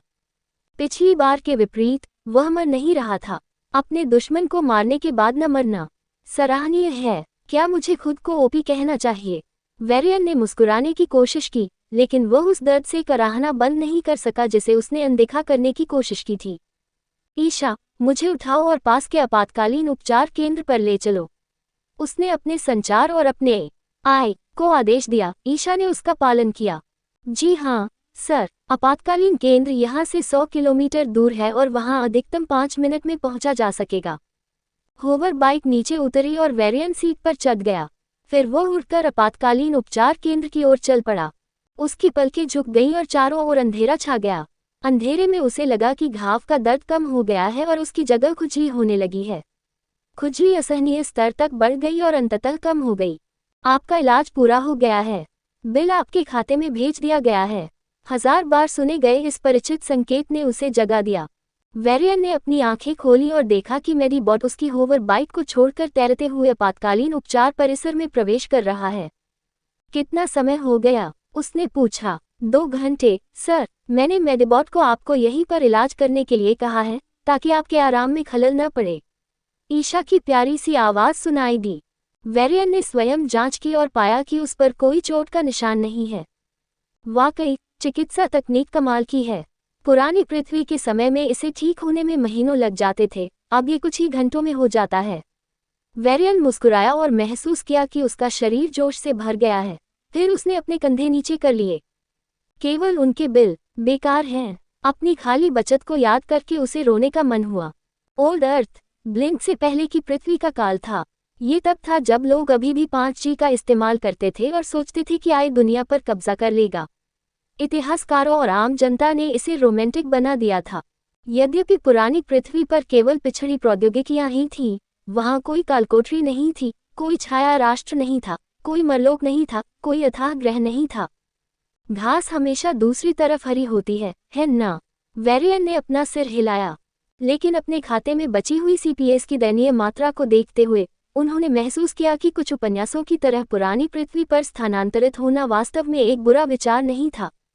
चूंकि यहाँ प्रवेश निःशुल्क है, इसलिए मैं उन मुर्लोकों की लाशें नहीं बेच सकता। धिक्कार है इन नियमों पर। उसने निराशा में आह भरी और गरीबी की पीड़ा महसूस की। सर, किसी भी सैन्य अकादमी के कैडेटों को अपना जीवन चलाने के लिए वजीफा मिलता है। ईशा ने उन्हें याद दिलाया। ओह ठीक है, मैं वैसे भी अकादमी जाऊंगा, वेरियन ने कहा। पृथ्वी इंपीरियल डिफेंस अकादमी, उसने जोर देकर कहा। कुछ हद तक ईशा को याद रखने के लिए, लेकिन ज्यादातर खुद को विश्वास दिलाने के लिए। इंपीरियल अकादमी में प्रवेश के लिए मुझे कम से कम लेवल 2 होना चाहिए। आज 39वां दिन है और 45वां दिन है। वेरियन ने अपने स्टेटस पैनल पर नजर डाली और निष्कर्ष निकाला कि यह कोई सपना नहीं था। शारीरिक पथ स्तर 1, 50/100। वह स्वयं को लेवल 1 का आधा भाग पार करते देख वास्तव में आश्चर्यचकित था। आमतौर पर एक औसत व्यक्ति 14 या 15 साल की उम्र में जाग जाता है और स्तर 1 के शिखर तक पहुंचने में कम से कम 3 साल का समय लगता है। हालांकि अधिकांश लोग 19 वर्ष की आयु में ही लेवल 1 के शिखर पर पहुंच जाते हैं और 20 वर्ष की आयु तक लेवल 2 पर पहुंच जाते हैं। प्रतिभाएं 13 वर्ष की आयु में जागृत होती थीं और 16 वर्ष की आयु में लेवल 1 के शिखर पर पहुंच जाती थी तथा 17 वर्ष की आयु तक लेवल 2 पर पहुंच जाती थी। इसलिए एक सामान्य व्यक्ति इंपीरियल ट्रूपर अकादमी में शामिल होने का प्रयास करता था। इसमें प्रवेश के लिए न्यूनतम योग्यताएं थीं। 18 वर्ष से अधिक नहीं। स्तर 1, प्रवेश परीक्षा में उत्कृष्ट प्रदर्शन। हालांकि प्रतिभाशाली लोग इंपीरियल डिफेंस अकादमी में प्रवेश चाहते थे। इसके लिए 18 वर्ष से अधिक आयु नहीं होनी चाहिए, कम से कम लेवल 2 पास होना चाहिए और प्रवेश परीक्षा में उत्कृष्ट प्रदर्शन करना चाहिए। मैंने कुछ ही दिनों में लेवल 1 का आधा हिस्सा पूरा कर लिया। यह पागलपन है। मैं वाकई लेवल 2 में प्रवेश कर सकता हूं और इंपीरियल अकादमी के लिए क्वालिफाई कर सकता हूं। वेरियन ने अपनी उम्मीदें बनाए रखीं, जबकि वह अभी भी अपनी विकास दर की निडरता से चकित था। उसने खुद से कहा कि उसकी इतनी बड़ी प्रगति युद्ध के कारण ही हुई है, लेकिन वह जानता था कि इसका सबसे बड़ा कारण सिस्टम ही है। यद्यपि इसमें कोई स्पष्ट विभाजन नहीं था, फिर भी यह सामान्यतः स्वीकार किया जाता था कि प्रतिभा का निर्धारण जन्म से ही हो जाता है और इससे ये निर्धारित होता था कि व्यक्ति अपने दिव्य पथ पर किस गति से प्रगति करेगा। देव खंडहरों में लोगों द्वारा एक अजीब फल खाने के उदाहरण थे और उनकी प्रगति की गति आसमान छू रही थी। ये कचरा से प्रतिभा की कहानियां लोकप्रिय संस्कृति का अभिन्न अंग थीं और सामान्य व्यक्तियों के लिए प्रेरणा थीं। सिस्टम, तुमने मेरी प्रतिभा के साथ क्या किया? वेरियन ने पूछा। होस्ट, प्रतिभाओं के बारे में सवाल पूछने से पहले आपको ये समझना होगा कि दिव्य मार्ग कैसे काम करते हैं। इस प्रणाली से आपको सच्चाई पता चलेगी। मेनू दिखाओ। उपन्यास बिन। उपन्यास। दिव्य पथ प्रणाली। दिव्य दृश्य। अध्याय 17, दिव्य दृष्टिकोण। इस सिस्टम से आपको सच्चाई पता चलेगी। सिस्टम की यांत्रिक आवाज गूंजी और वेरियन को लगा कि उसकी चेतना खींची जा रही है। सब कुछ शून्य हो गया। जब उसकी चेतना वापस लौटी तो वेरियन ने एक अंधेरी जगह देखी। हालांकि वह अपने शरीर को महसूस नहीं कर सका, उसे बस मौजूद होने का एहसास हुआ। उसने हिलने डुलने के लिए संघर्ष किया और आखिरकार स्वीकार कर लिया कि उसे यहाँ सिर्फ उसके दिमाग से घसीटा गया है। फिर उसने अंतरिक्ष को देखा। अंदर पूरी तरह से अंधेरा था, लेकिन दूर दूर तक एक चमक थी। वह कभी लाल, कभी नीली, तो कभी पीली होती थी। उन्होंने चमक पर ध्यान केंद्रित किया और जल्द ही उनका दृश्य जूम इन हो गया। प्रकाश साफ हो गया और उसने चमकती हुई संरचना देखी। 3 चिकनी सतहें, जैसे कि प्रिज्म में होती है, एक दूसरे से 60 डिग्री पर जुड़ी हुई थी। प्रत्येक सतह अपने अलग रंग से चमक रही थी, पीला, लाल और नीला। वेरियन को ऐसा महसूस हुआ जैसे वह कोई मनोरंजक फिल्म देख रहा हो। वह इस जगह पर मौजूद नहीं था, फिर भी वह इसे देख सकता था। वह जूम इन और जूम आउट कर सकता था, इसे 3D में देख सकता था। वह इस जगह को बिना किसी बातचीत के कैसे देखता है, इसे नियंत्रित कर सकता था। मैं कहाँ हूँ? उसने सोचा और एक बात पर ध्यान दिया। वेरियन ने प्रिज्म की सतह पर ध्यान केंद्रित किया और उसकी इच्छा के बिना ही दृश्य घूम गया। उसके सामने लाल सतह थी। यह ऊपर की ओर झुकी हुई थी, जैसे पहाड़ की ढलान। वह सतह का अंत नहीं देख पा रहा था। यह ऊपर की ओर जाने वाली सड़क की तरह थी। यह अविश्वसनीय रूप से चिकनी थी और चमकदार लाल चमक दे रही थी। सुंदर और रहस्यमयी लाल सड़क अनंत तक फैली हुई थी। अंधेरे में नीली और पीली सड़कों के साथ लाल कांच की यह सड़क देवताओं की पेंटिंग की तरह लग रही थी। वह इस अवास्तविक सुंदरता से मंत्रमुग्ध था। यह दिव्य है। वेरियन ने आश्चर्य से आह भरी। या आह भरता अगर वह भौतिक रूप में होता। वास्तव में ये ईश्वरीय मार्ग है।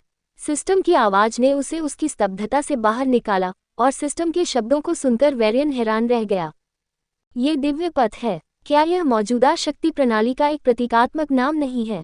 क्या वास्तव में वास्तविक दिव्य पथ मौजूद है? क्या वास्तविक है, क्या नहीं है? वह स्थान, जिस स्थान पर आप अभी हैं, वह अस्तित्व में है भी और नहीं भी। इसे शारीरिक, आयामी या मानसिक रूप से प्राप्त नहीं किया जा सकता। ये स्थान या समय में मौजूद नहीं है। ये दिव्य पथों का सूक्ष्म जगत है। सिस्टम के स्पष्टीकरण से वेरियन हैरान रह गया। लेकिन साथ ही उसे लगा कि उसे कोई महत्वपूर्ण बात पता चल गई है। अपनी इसी सोच को ध्यान में रखते हुए उसने लाल सड़क पर नजर डाली। इस बार उसने देखा कि यह सड़क बराबर चौड़ाई की 3 लेन में बंटी हुई थी। सबसे बाईं ओर की गली में एक छोटा सा सफेद गोला था। सफेद गोले से कुछ दूरी पर एक काली रेखा भी थी। सफेद गोला सड़क के आरंभ और रेखा के ठीक बीच में था, वह आधी दूरी पर था। अचानक उसे यह बात समझ में आ गई, तो लाल सड़क की गली बॉडी पाथ है। वह सफेद गोला दर्शाता है कि मैंने अपने बॉडी पाथ में कितनी प्रगति की है। मैं अब लेवल 1 का आधा हिस्सा पार कर चुका हूँ।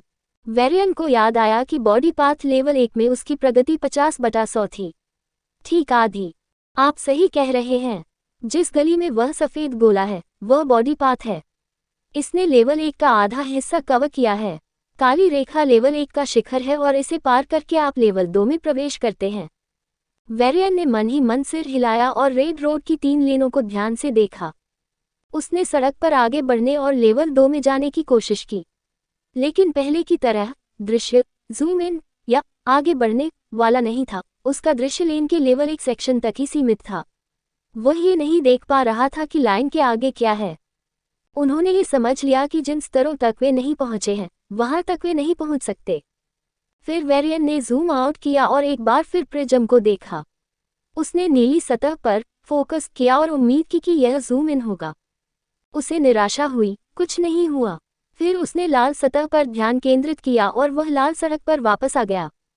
निष्कर्ष भी यही था, अब मुझे पता चल गया। उसने लाल सड़क की 3 गलियों को देखते हुए कहा, लाल सड़क डाइवर्जेंट ग्रुप है। पीली और नीली सड़कें एलिमेंटल और डायमेंशनल हैं। जारी रखें। ये 3 गलियां भिन्न समूह के 3 अलग अलग दिव्य मार्ग हैं। उसने मन ही मन लाल सड़क की 3 गलियों की ओर इशारा किया। फिर उसने सफेद गोले वाली गली की ओर इशारा किया। ये शरीर पथ है, तो अन्य 2 लेन मन पथ और मौफ पथ हैं। मनुष्यों को ईश्वरीय मार्गों की बुनियादी समझ है, हालांकि ये सीमित है। जिसे आप समूह कहते हैं वह वस्तुतः दिव्य पथों का मार्ग है।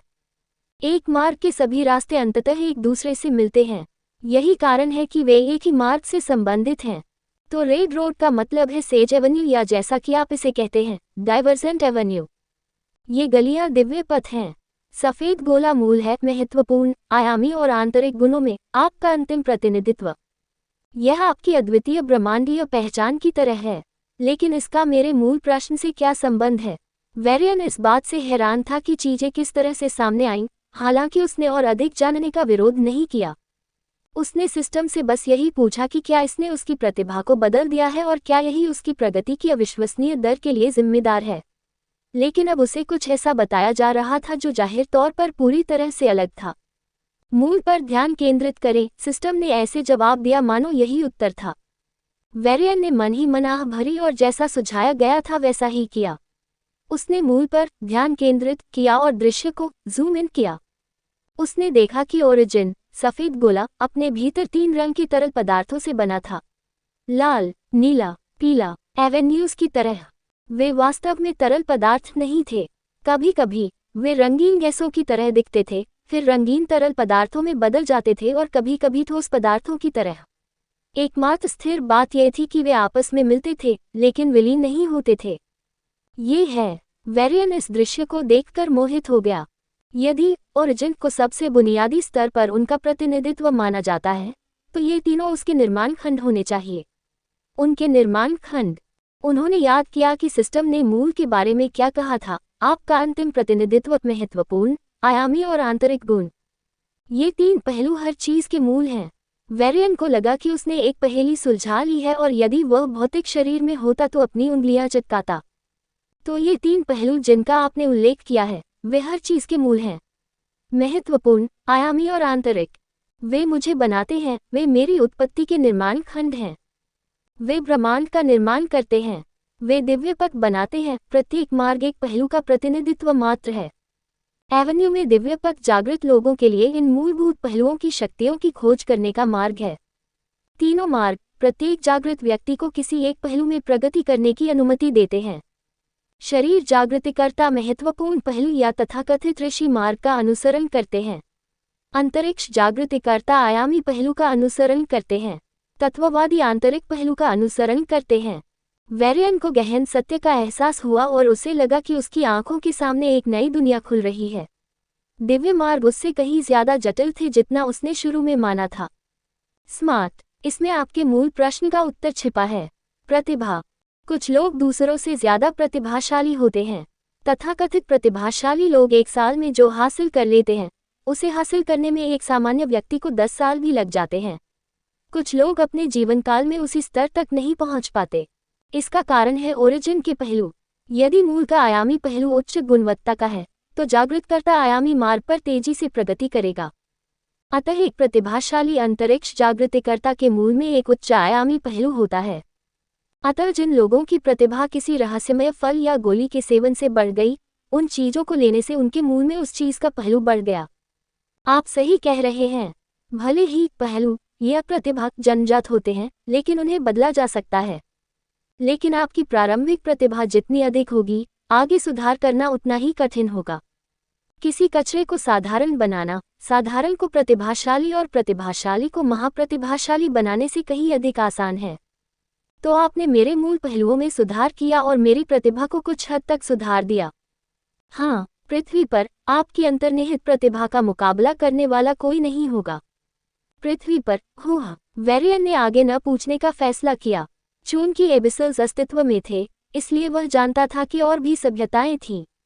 लेकिन अब उसे और जानने में कोई दिलचस्पी नहीं थी। उसने डाइवर्सेंट एवेन्यू में बॉडी पथ पर ओरिजिन को देखा। ये लेवल 1 के आधे रास्ते पर था। वेरियन खुश हुआ। उसे ऐसी बातें पता चली जो उसे अन्यथा कभी पता नहीं चलती। उसने इन बातों के बारे में पहले कभी कहीं नहीं सुना था। बेशक आप ऐसा नहीं करेंगे।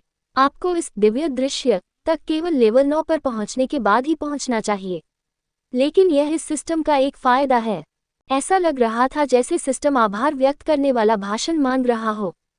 मेरी अनुमति के बिना मुझे चुनने और हर बार जब मैं कुछ करता हूं तो मुझे घातक परिस्थितियों में धकेलने के लिए धन्यवाद, वेरियन ने नीरस स्वर में कहा।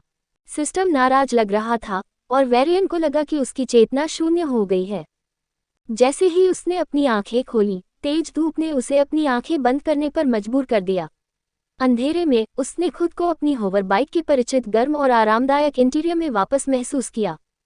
एक संक्षिप्त लेकिन विचित्र अनुभव के बाद उसने अपने शरीर को भी महसूस किया। वह, या सटीक रूप से कहें तो उसका शरीर, शक्ति से भरपूर था और उसके अंदर हर जगह ची प्रवाहित हो रही थी। वेरियन ने धीरे से अपनी आंखें खोली। सर, मुझे आपकी अचानक झपकी आने की चिंता हो रही थी। ईशा की प्यारी सी आवाज ने उसे दिव्य दृश्य की याद दिला दी। आपसे मैं ऐसी ही झपकी लेता रहूंगा। इसकी चिंता मत करो, प्रख्यात श्रीमान। आप मुझे गुड डेज अनाथालय ले चलो। वेरियन ने अभी अभी प्राप्त ज्ञान को पचाना जारी रखा और अपने दिमाग को उलझा रहे रहस्य से पर्दा उठाने का फैसला किया। गुड डेज अनाथालय, ये वह जगह थी जहां उसकी मुलाकात सिया से हुई थी। सपने में। अब वह स्वयं देखेगा कि यह स्वप्न था या स्मृति। दिखाओ। उपन्यास बिन उपन्यानु दिव्य पथ प्रणाली। गुड डेज अनाथालय, अध्याय 18। अच्छे दिन अनाथालय। वेरियन की होवर बाइक आसमानी रास्तों से गुजरी। ये तैरते हुए परिसरों, गश्त करने वाले हवाई जहाजों से गुजरी और एक शांत इलाके में पहुंची। वहां कोई तैरती हुई इमारत नहीं थी और सिर्फ कुछ गगनचुंबी इमारतें थीं। होवर बाइक नीचे उतरी और वेरियन उस जानी पहचानी इमारत के सामने रुक गया। अनाथालय में प्रवेश करते ही अनाथालय की पुरानी एलईडी नेम प्लेट ने उनका स्वागत किया। सामने का यार्ड एक पार्क के साथ एक खेल का मैदान था। अरे, नीली चिड़िया को पकड़ो, हरे रंग वाले को पकड़ो, गोली से बचो, बत्तख। अलग अलग उम्र के बच्चे अब गेम खेल रहे थे। हालांकि ऐसे सभी गेम मुख्यधारा से खत्म हो चुके थे और अब पुराने हो चुके थे, लेकिन इन बच्चों को उनमें मजा आ रहा था। उनकी देखभाल करने वाले नौकरानी रोबोट भी पुराने हो चुके थे, लेकिन बच्चों ने कोई शिकायत नहीं की। वे भविष्य की चिंता किए बिना वर्तमान में मजे करते रहे। वेरियन को खुशी थी कि कम से कम सुरक्षा उपाय तो किए गए थे। कैमरा सिस्टम और सुरक्षा रोबोट तो लगाए गए थे। वाह, मुझे सोना मिल गया। हे, यू को सोना मिल गया। श्री के पास प्लेटिनम है। मुझे लगता है कि मुझे कभी भी उनकी तरह खुशी नहीं मिलेगी। वेरियन ने व्यंग्यात्मक ढंग से अपना सिर हिलाया और पत्थर के रास्ते पर चल दिया। वह वहीं रुक गया जब पेड़ों के नीचे बेंचों का एक समूह उसकी नज़र में आया। उसके मन में सपने का वह दृश्य घूम गया जिसमें अमांडा बेंच पर बैठी थी और उससे बातें कर रही थी। आपको ये याद रखना होगा, वेरियन, आपको हर जिम्मेदारी अकेले नहीं उठानी है। ऐसे लोग होंगे जो आपका बोझ उठाएंगे और बदले में आप उनका बोझ उठाएंगे। समझे? मेरा कोई नहीं है। वेरियन ने अपनी मुट्ठी भींच ली। फिर काइल और माया को याद करते हुए, जो उसके बारे में चिंतित थे, और मिस्टर गैरेट, जिन्होंने बदले में कुछ भी मांगे बिना उसकी मदद की थी, उसकी मुट्ठी ढीली हो गई। मुझे खुशी है कि मेरे पास वे हैं। शायद तुम सही कह रही हो, माँ। उसने अपना सिर घुमाया और चलते हुए रुक गया। लेकिन सब कुछ होने के बावजूद उसे अकेलापन महसूस हुआ। कुछ बातें जो वह कभी साझा नहीं कर सकता था। कुछ बोझ मुझे अकेले ही उठाने पड़ते हैं। वह दरवाजे पर पहुंचा और गृह रक्षक आए ने उसे इंतजार करने के लिए कहा। वेरियन बाहर एक बेंच पर बैठ गया और अनाथालय के मालिक का इंतजार करने लगा। क्या इससे कोई फर्क पड़ेगा? उसने खुद से पूछा। मैं ये क्यों कर रहा हूँ? सिया के लिए, माँ के लिए, अपने लिए। भारी कदमों की आवाज सुनाई दी और एक वृद्ध आवाज ने उसका स्वागत किया। मैं तुम्हारे लिए क्या कर सकता हूँ, जवान आदमी? वेरियन ने मुड़कर देखा तो एक बूढ़ा आदमी था जिसके झुर्रियों वाले चेहरे पर एक चमकदार मुस्कान थी। आजकल के बुजुर्गों के विपरीत जो त्वचा उपचार का इस्तेमाल करते हैं, वह प्राकृतिक बुढ़ापे का आनंद ले रहा था। वेरियन ने एक छोटा सा अभिवादन किया और कहा, मुझे एक मदद चाहिए। क्या आप जांच सकते हैं कि क्या मैं 7 साल पहले कभी इस अनाथालय में आया था और यहाँ सिया नाम की लड़की से मिला था? हवा में तापमान बढ़ गया और अगले ही पल वेरियन अपने पैरों पर खड़ा हो गया। आग की लपटें बूढ़े आदमी के चारों ओर घूम रही थीं और वेरियन पर कूदने की धमकी दे रही थीं। कम से कम लेवल 2 की चोटें, फायर अवेकन। वेरियन ने अनुमान लगाया और अपनी सतर्कता और बढ़ा दी। उसे लगा होगा कि मेरा पहला सवाल एक छलावा था और मेरा असली मकसद एक अनाथ के खिलाफ कोई गुप्त इरादा था। खैर, मुझे स्पष्टीकरण देना होगा। उसने सीधे बूढ़े आदमी की आंखों में देखा और कहा, देखो, अगर तुम यही सोच रहे हो तो मुझे उसके बारे में कोई व्यक्तिगत जानकारी नहीं चाहिए। कम से कम मुझे ये तो बताओ कि उस नाम की कोई लड़की थी या नहीं। बूढ़े आदमी ने वेरियन की आंखों में देखा और अंत में कहा, मुझे अपना आपराधिक रिकॉर्ड दिखाओ। वेरियन ने कंधे उचकाए और अपने कम्युनिकेशन पर टैप किया। एक होलोग्राफ पॉपअप हुआ जिसमें सेल्फ क्रिमिनल रिकॉर्ड का टैग था। वेरियन ने उस पर क्लिक किया और नई होलोग्राफ फाइल को बूढ़े आदमी को स्वाइप कर दिया। बूढ़े आदमी ने वेरियन के आपराधिक रिकॉर्ड को देखा, या फिर उसका अभाव। ट्रैफिक नियम तोड़ने से लेकर हत्या की कोशिश तक, एक नागरिक द्वारा किए गए हर गलत काम को इसमें दर्ज किया गया था। वेरियन का आपराधिक रिकॉर्ड खाली था। वह वास्तव में संघ का एक आदर्श नागरिक था। अपने प्रतिद्वंद्वियों की हड्डियां तोड़ना और उन्हें घायल करना खेल का एक हिस्सा माना जाता था, इसलिए वह बेदाग निकला। बूढ़े आदमी की आंखों ने एक पल के लिए वेरियन को देखा और उसने कहा, मेरी बूढ़ी आंखें मुझे बताती हैं कि तुम किसी को बुरे के लिए नहीं, बल्कि अच्छे के लिए खोज रहे हो।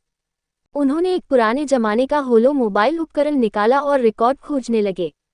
तुम आधी बात तो सही कह रहे हो। मैं सिया की तलाश कर रहा हूँ, लेकिन मैं ये पुष्टि करना चाहता हूँ कि क्या वह वास्तव में अस्तित्व में थी। शायद सिस्टम झूठ बोल रहा था, वेरियन ने सोचा। आपकी आईडी 7 साल पहले के प्रवेश रिकॉर्ड से मेल खाती है। तो आप इस अनाथालय में गए थे और आपकी माँ आपके साथ थी। बूढ़े आदमी ने अपने होलो मोबाइल पर टैप किया और फाइल को अपनी ओर घुमाया। वेरियन ने होलोग्राफ फाइल को देखा जिसमें 33 सितंबर 513 के रिकॉर्ड प्रदर्शित थे। प्रविष्टि, वेरियन जोड़ अमांडा। व्यतीत समय 1 घंटा। क्या वहाँ? वेरियन का सवाल बीच में ही रुक गया। बेटे, यहाँ कोई वीडियो रिकॉर्डिंग नहीं है। ये हमारी नीति के विरुद्ध है। बूढ़ा आदमी हाथ हिलाता है। ये समझ में आता है। वेरियन ने मन ही मन आह भरी। अति निगरानी के खिलाफ कई नीतियां थीं। उस व्यक्ति के बारे में, सिया। बूढ़े आदमी ने परेशान चेहरे के साथ अपने होलो मोबाइल से ऊपर देखा। वेरियन का चेहरा गंभीर हो गया और वह जवाब का इंतजार करने लगा। उसके बारे में कोई रिकॉर्ड नहीं है। मैं यहाँ 6 साल से काम कर रहा था और जहाँ तक मुझे पता है, यहाँ कभी सिया नाम की कोई लड़की नहीं थी। उसने सच कहा, और उसे डर था कि इससे वेरियन को बहुत निराशा होगी। बहुत बढ़िया। वेरियन ने अपनी उम्मीदों के विपरीत एक चमकदार मुस्कान बिखेरी। क्या ये बच्चा ठीक है? वह परेशान दिख रहा था। वह खुश है कि जिस महत्वपूर्ण व्यक्ति की वह तलाश कर रहा है, वह यहाँ नहीं रहता। रुको, क्या वह पागल है या क्या? बस इतना ही मुझे पता है। अब चले जाओ। वेरियन की सच्ची मुस्कान को देखकर बूढ़े आदमी का अनुमान और मजबूत हो गया और उसने वेरियन से चले जाने का आग्रह किया।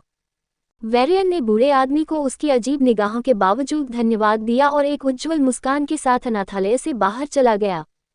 सभी कैडेटों की मेटा नेट पर मौजूद जानकारी हटा दी गई है। इसमें सार्वजनिक डोमेन से प्राप्त कोई भी जानकारी भी शामिल है। मैं 7 साल पहले उस सपने और रिकॉर्ड में यहाँ आया था। हमने सिया को गोद लेने की योजना बनाई थी। यदि ये केवल एक सपना होता तो मैं वास्तविक जीवन में यहाँ कभी नहीं आता और साक्ष्य के रूप में अभिलेखों से यह साबित होता है कि यह केवल एक स्मृति ही होगी। लेकिन आखिरकार मैं अकेला ही बड़ा हुआ, तो कुछ ऐसा हुआ होगा जिसकी वजह से हमने उसे गोद नहीं लिया। चूंकि मैं बहुत छोटा था, इसलिए मैं भूल गया कि क्या हुआ था। लेकिन माँ का सिया से कुछ संबंध था। मुझे नहीं पता कि उसने मुझे कभी क्यों नहीं बताया। फिर सिया इंपीरियल अकादमी में शामिल हो गई, इसलिए मेटा नेट और अनाथालय में उसके रिकॉर्ड हटा दिए गए। वेरियन ने अपने अनुमान की पुष्टि की, लेकिन उसके पास अभी भी कुछ प्रश्न थे जिनका उत्तर वह नहीं दे सका। लेकिन एक बात तो साफ थी, भले ही उसे उसकी कोई याद न थी, सिया असली थी, और चाहे वह किसी भी मुश्किल में क्यों न हो, उसे बचाना था। सूर्य अस्त हो रहा था, जो 39 सितंबर के अंत का प्रतीक था। वेरियन घर लौट आया और अगले 5 दिन मरलोक द्वीपों का दौरा करने में बिताया। उसने सभी लेवल 1 की लड़ाई में बिताए और अपनी अवेकनर शक्तियों में महारत हासिल की। लेकिन उसे बहुत निराशा हुई, क्योंकि उसकी प्रगति पट्टी कभी नहीं बदली। यह इस पर अडिग रही। शारीरिक पद स्तर 1, 50/100, 45वें सप्ताह को वेरियन सामान्य से पहले जाग गया। आज का दिन है, मुझे ये करना ही होगा। उसने शीशे में खुद को देखा। सिया को खोजने के लिए मेरे पास सिर्फ एक मौका है। अगले साल मैं 19 साल का हो जाऊंगा और मैं परीक्षा नहीं दे पाऊंगा। मैं ये कर सकता हूँ। वेरियन ने खुद को खुश किया। ये कितना सफल रहा, उसे नहीं पता था। वह स्टारफिश स्पेसपोर्ट पर पहुंचा। ये होवर बाइक और होवर कारों से भरा हुआ था। विशाल स्पेसपोर्ट के 6 प्रवेश द्वारों से युवाओं का झुंड अंदर दाखिल हुआ। स्टारफिश पृथ्वी के सबसे बेहतरीन अंतरिक्ष बंदरगाहों में से एक था। अंतरिक्ष बंदरगाह पुरानी पृथ्वी के हवाई अड्डों की तरह ही थे, लेकिन उनमें अंतरिक्ष शटल थे। स्टारफिश एक 8 बिंदु वाला अंतरिक्ष बंदरगाह था जिसके 8 टर्मिनल एक ग्रह को समर्पित थे, जिनमें प्लूटो भी शामिल था। प्लूटो युद्ध के बाद प्लूटो टर्मिनल को भंग कर दिया गया और अब इसका उपयोग अन्य प्रयोजनों के लिए किया जाता है। वेरियन टर्मिनल पर पहुंच गया। ये क्रिस्टल की दीवारों से बनी एक विशाल इमारत थी, जिसमें सुरक्षा के लिए सितारों के खजाने थे और मानवता की उपलब्धियों का बखान करने वाले होलोग्राफ से सजीव थी। प्रवेश परीक्षा 2 भागों में विभाजित थी, एक अधिकारियों के लिए और दूसरा सैनिकों के लिए। प्रत्येक में अलग अलग अकादमियां थीं। उनकी अलग अलग आवश्यकताओं के कारण उनके प्रवेश परीक्षाएं भी अलग अलग थीं। सैनिकों या सैन्य टुकड़ियों को इंपीरियल ट्रूप अकादमियों में प्रशिक्षित किया जाता था। अधिकारियों को रक्षा अकादमियों में प्रशिक्षित किया जाता था। स्वाभाविक रूप से पृथ्वी पर केवल 5 रक्षा अकादमियां थीं और इंपीरियल रक्षा अकादमी सबसे अच्छी थी। तो मैं सबसे ऊंचे स्थान पर जाने का लक्ष्य बना रहा हूं। वेरियन ने आह भरी और अधिकारियों के अनुभाग में प्रवेश किया।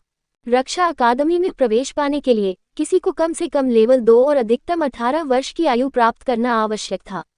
ये केवल एक शर्त थी। फिर उन्हें प्रवेश परीक्षा में उत्तीर्ण होना था, ऐसा कुछ जो प्रतिभाशाली लोग भी हमेशा सफल नहीं होते। सुरंग के प्रवेश द्वार से गुजरते हुए वेरियन आखिरकार एक विशाल हॉल में पहुंच गया। सामने एक मंच था और सभी उम्मीदवार एक समान दूरी पर पूर्व निर्धारित स्थानों पर खड़े थे। वेरियन अपनी जगह पर पहुंचा और मानक सैन्य मुद्रा में खड़ा हो गया। लेकिन कांच की खिड़की के बाहर का दृश्य उसकी नज़र में आ गया। रनवे पर मौजूद स्पेस शटल को नज़रअंदाज करना न सिर्फ मुश्किल था बल्कि नामुमकिन भी था। वे बिल्कुल काले थे और कम से कम 200 मीटर लंबे और कम से कम 60 मीटर चौड़े थे। इसे परिप्रेक्ष्य में रखें तो यह एक फुटबॉल मैदान की लंबाई से 2 गुना था और उतना ही चौड़ा भी था। तो ये है प्रसिद्ध टाइप एक अंतरिक्ष जहाज। वेरियन ने इस अद्भुत रचना को देखकर आश्चर्य से आह भरी।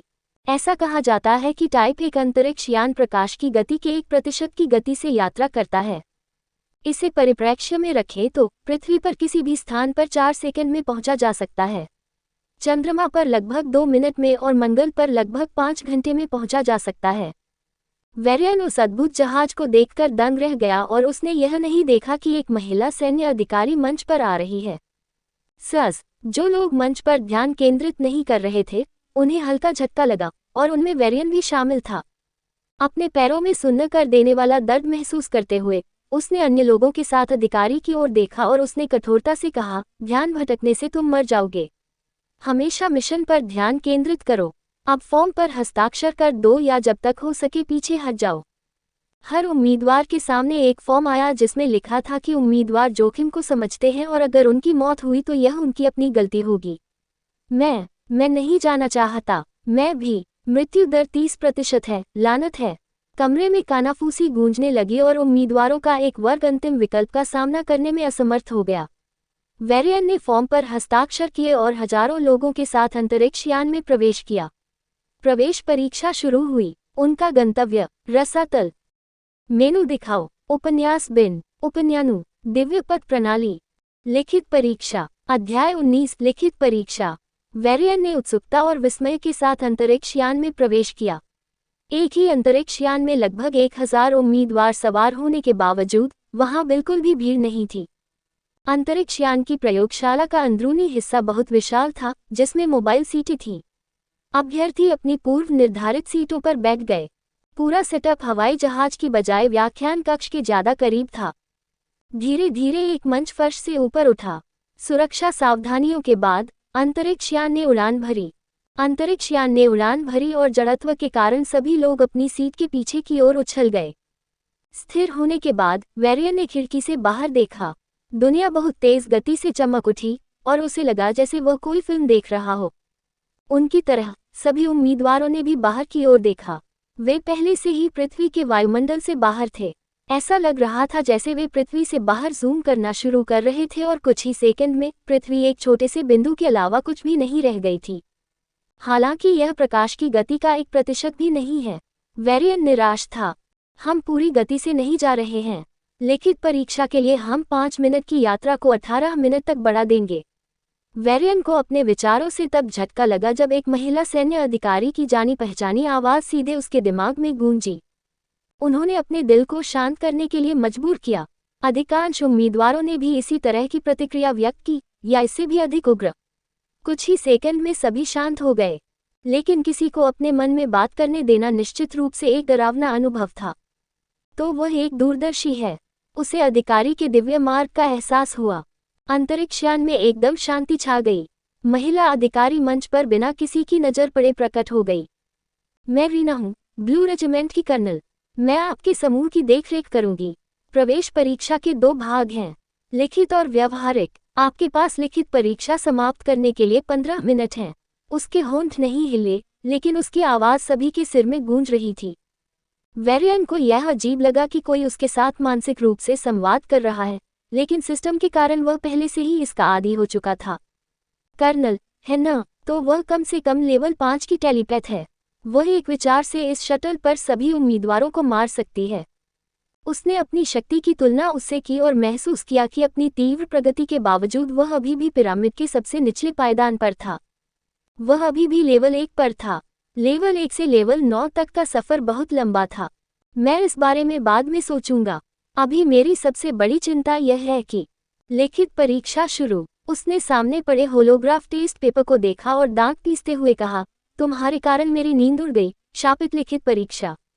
उसने मन ही मन से कोसा, लेकिन पूरे ध्यान से प्रश्न पत्र का सामना किया। शुक्र है कि उसे वास्तव में लिखने के बजाय केवल इसके बारे में सोचना पड़ा।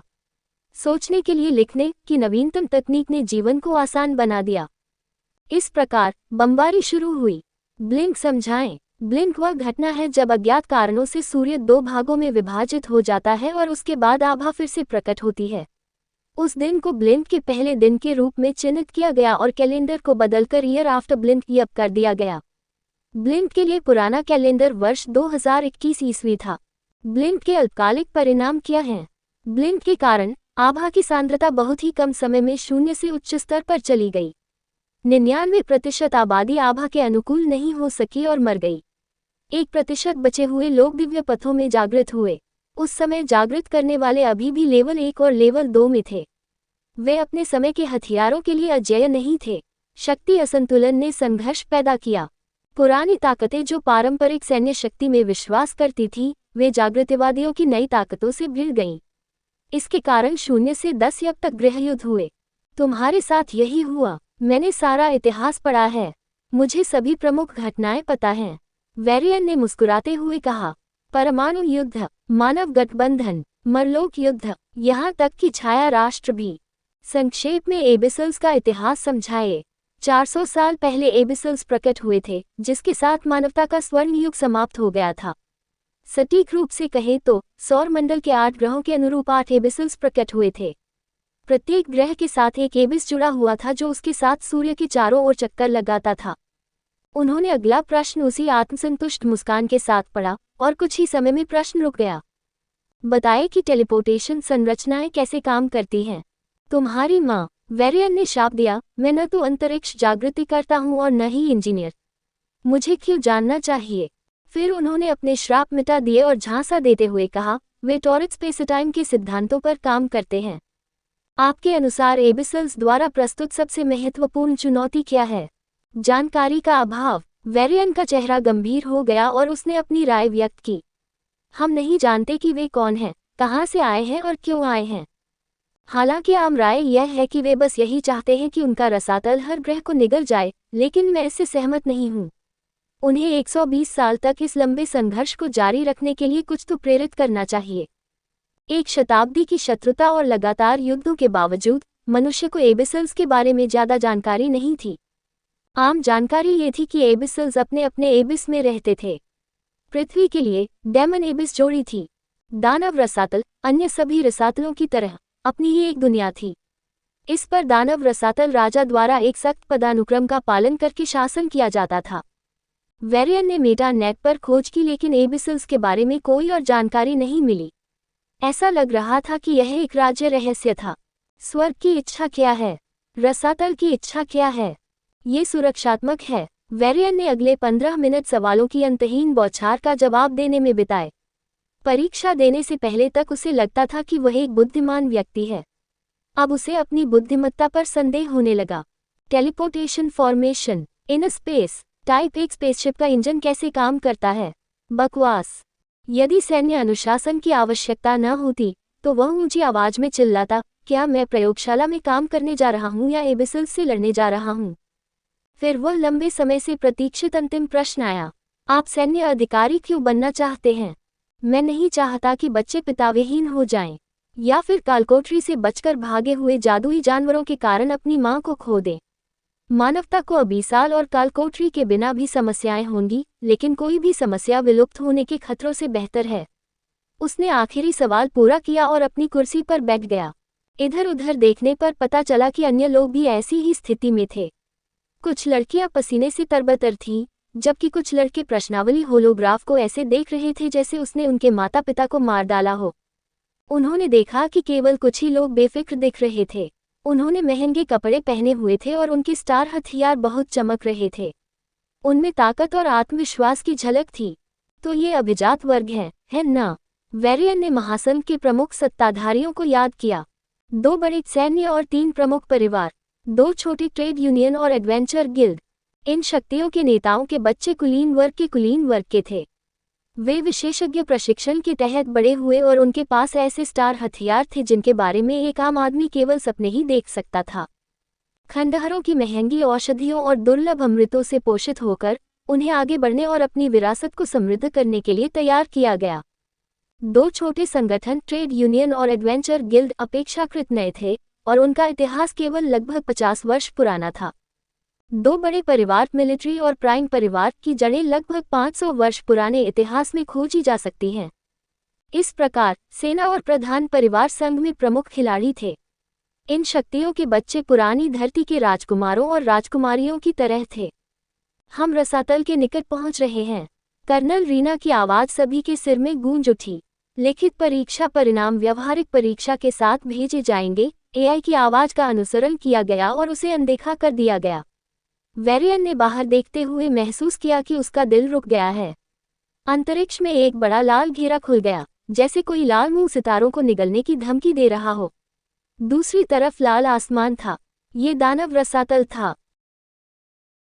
मेनू दिखाओ। उपन्यास बिन। उपन्यास दिव्य पथ प्रणाली। दानव रसातल। अध्याय 20 दानव रसातल। वेरियन ने आसमान में विशाल लाल मुंह को देखा। ऐसा लग रहा था जैसे वह अंधेरे को भी निगल रहा हो। ये दानव रसातल राजा द्वारा शासित दानव रसातल था। मैं आपको एबिस के बारे में संक्षिप्त परिचय दूंगी, रीना ने सीधे उनके दिमाग में बात करते हुए कहा। एबिस एक सख्त पदानुक्रम प्रणाली का पालन करता है। 8 एबिस पर 5 एबिस राजाओं और 3 एबिस रानियों का शासन है। उसने बुनियादी ज्ञान से शुरुआत की। एबिस अपनी स्वयं की दुनिया है और एक राज्य के रूप में शासित है। दानव एबिस पृथ्वी के भूभाग जितना बड़ा है। ये 4 प्रांतों में विभाजित है। प्रत्येक प्रांत की देखरेख एक आर्चड्यूक द्वारा की जाती है। प्रत्येक प्रांत को आगे डचियों में विभाजित किया गया है, जिनकी देखरेख ड्यूक करते हैं, तथा प्रत्येक डची को काउंटियों में विभाजित किया गया है। यद्यपि वेरियन को उम्मीद थी कि एबिसल्स सभ्य होंगे, लेकिन उसने उनसे पुरानी पृथ्वी के समान संरचना का पालन करने की उम्मीद नहीं की थी। आपकी प्रवेश परीक्षा रेड काउंटी के मुख्य शहर में आयोजित की जाएगी। काउंटी पर एक एबिस लॉर्ड, एक लेवल 4 अवेकनर का शासन है। उसने अंतिम शब्दों पर जोर दिया और रुक गई।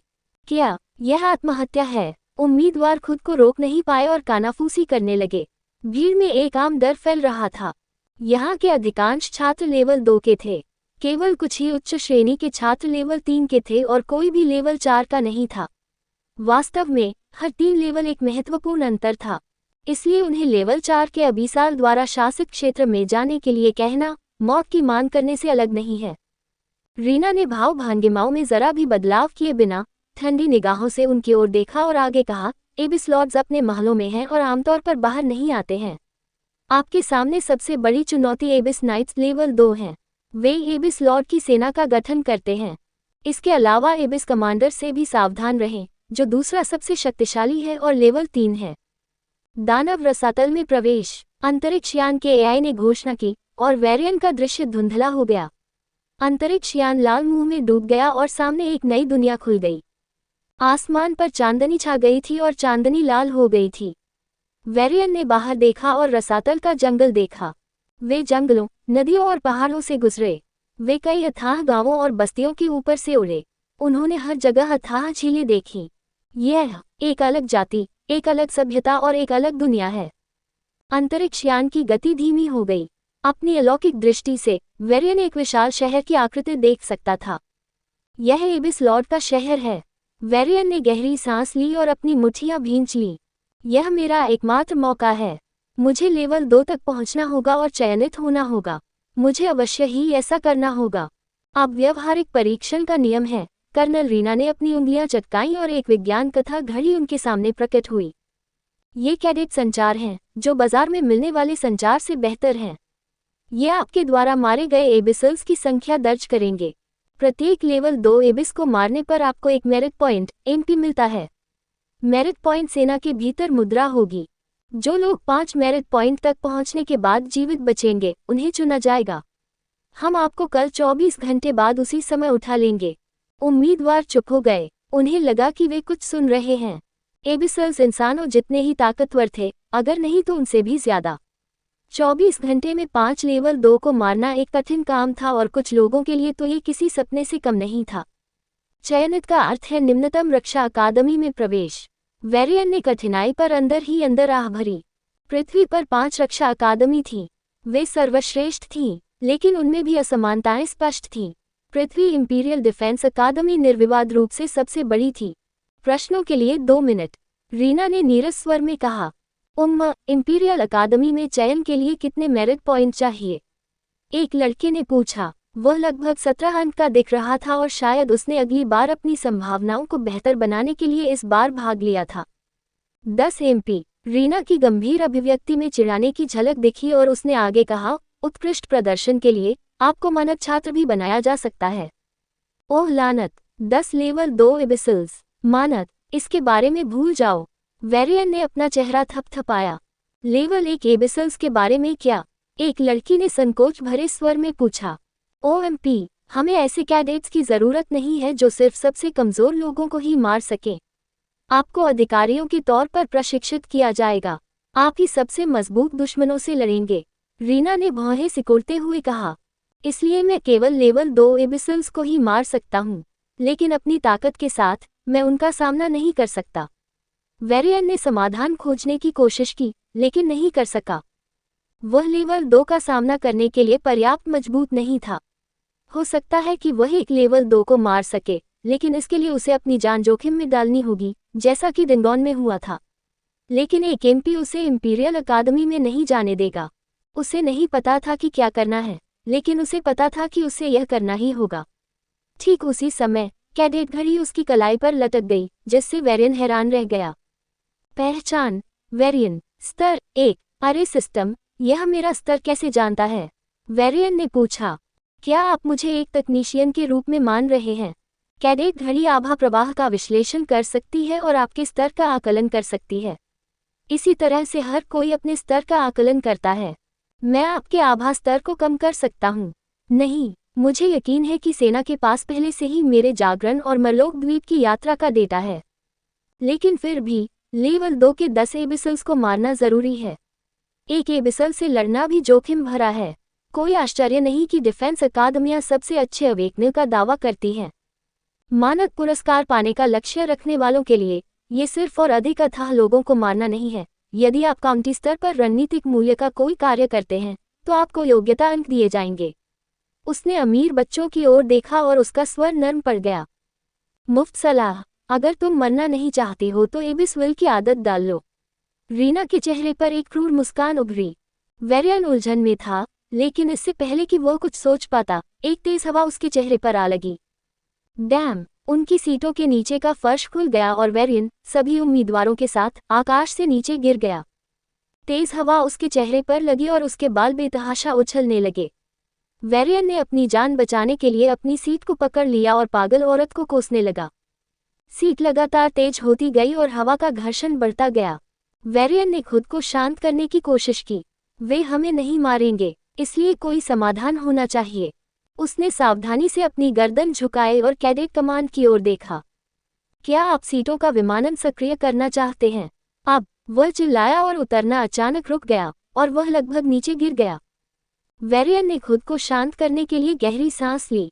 आसमान से 1000 फीट ऊपर यह एक नया अनुभव था। होवर कारें इतनी ऊंचाई पर नहीं उड़ती। उसने चारों ओर देखा और पाया कि कुछ लोग अपनी सीटों से गिर गए थे। लेकिन शुक्र है, ऐसा लग रहा था कि इसने आई को सक्रिय कर दिया और इसने उन्हें जल्द ही पकड़ लिया। अगर यह कोई सामान्य व्यक्ति होता तो उनकी 1 या 2 हड्डियां टूट जाती, लेकिन जागने वालों को थोड़ी यातना से कोई दिक्कत नहीं थी। कुछ लोगों को तो इस व्यवस्था के बारे में शुरू से ही पता था और वे पहले से ही नियंत्रित गति से नीचे उतर रहे थे। शहर से 2 किलोमीटर बाहर सुरक्षित रूप से उतरो, उसने आदेश दिया और सीट सुरक्षित गति से नीचे उतरी। उन्होंने आश्चर्य व्यक्त किया। क्या यह एक चेतावनी थी और हमें युद्ध की स्थिति में धकेलने के लिए थी? नीचे उतरते समय उसने देखा कि शहर के बीच में एक बड़ी पहाड़ी है और उसके ऊपर एक महल है। सीट उतरी और वेरियन लाल जमीन पर कूद गया। आसपास और भी उम्मीदवार उतरे। उन्होंने अपने संचार साधनों का इस्तेमाल किया और अपने साथियों को ढूंढ निकाला। वे समूह बनाने लगे। वेरियन यहाँ किसी को नहीं जानता था और उसने नहीं सोचा था कि कोई भी लेवल 1 के साथ मिलकर काम करने में रुचि लेगा। उन्होंने आगे बढ़ने की योजना बनाई। जब वेरियन परिचित आवाज सुनकर वह धीरे से मुड़ा और काइल को सबसे अप्रत्याशित स्थान पर देख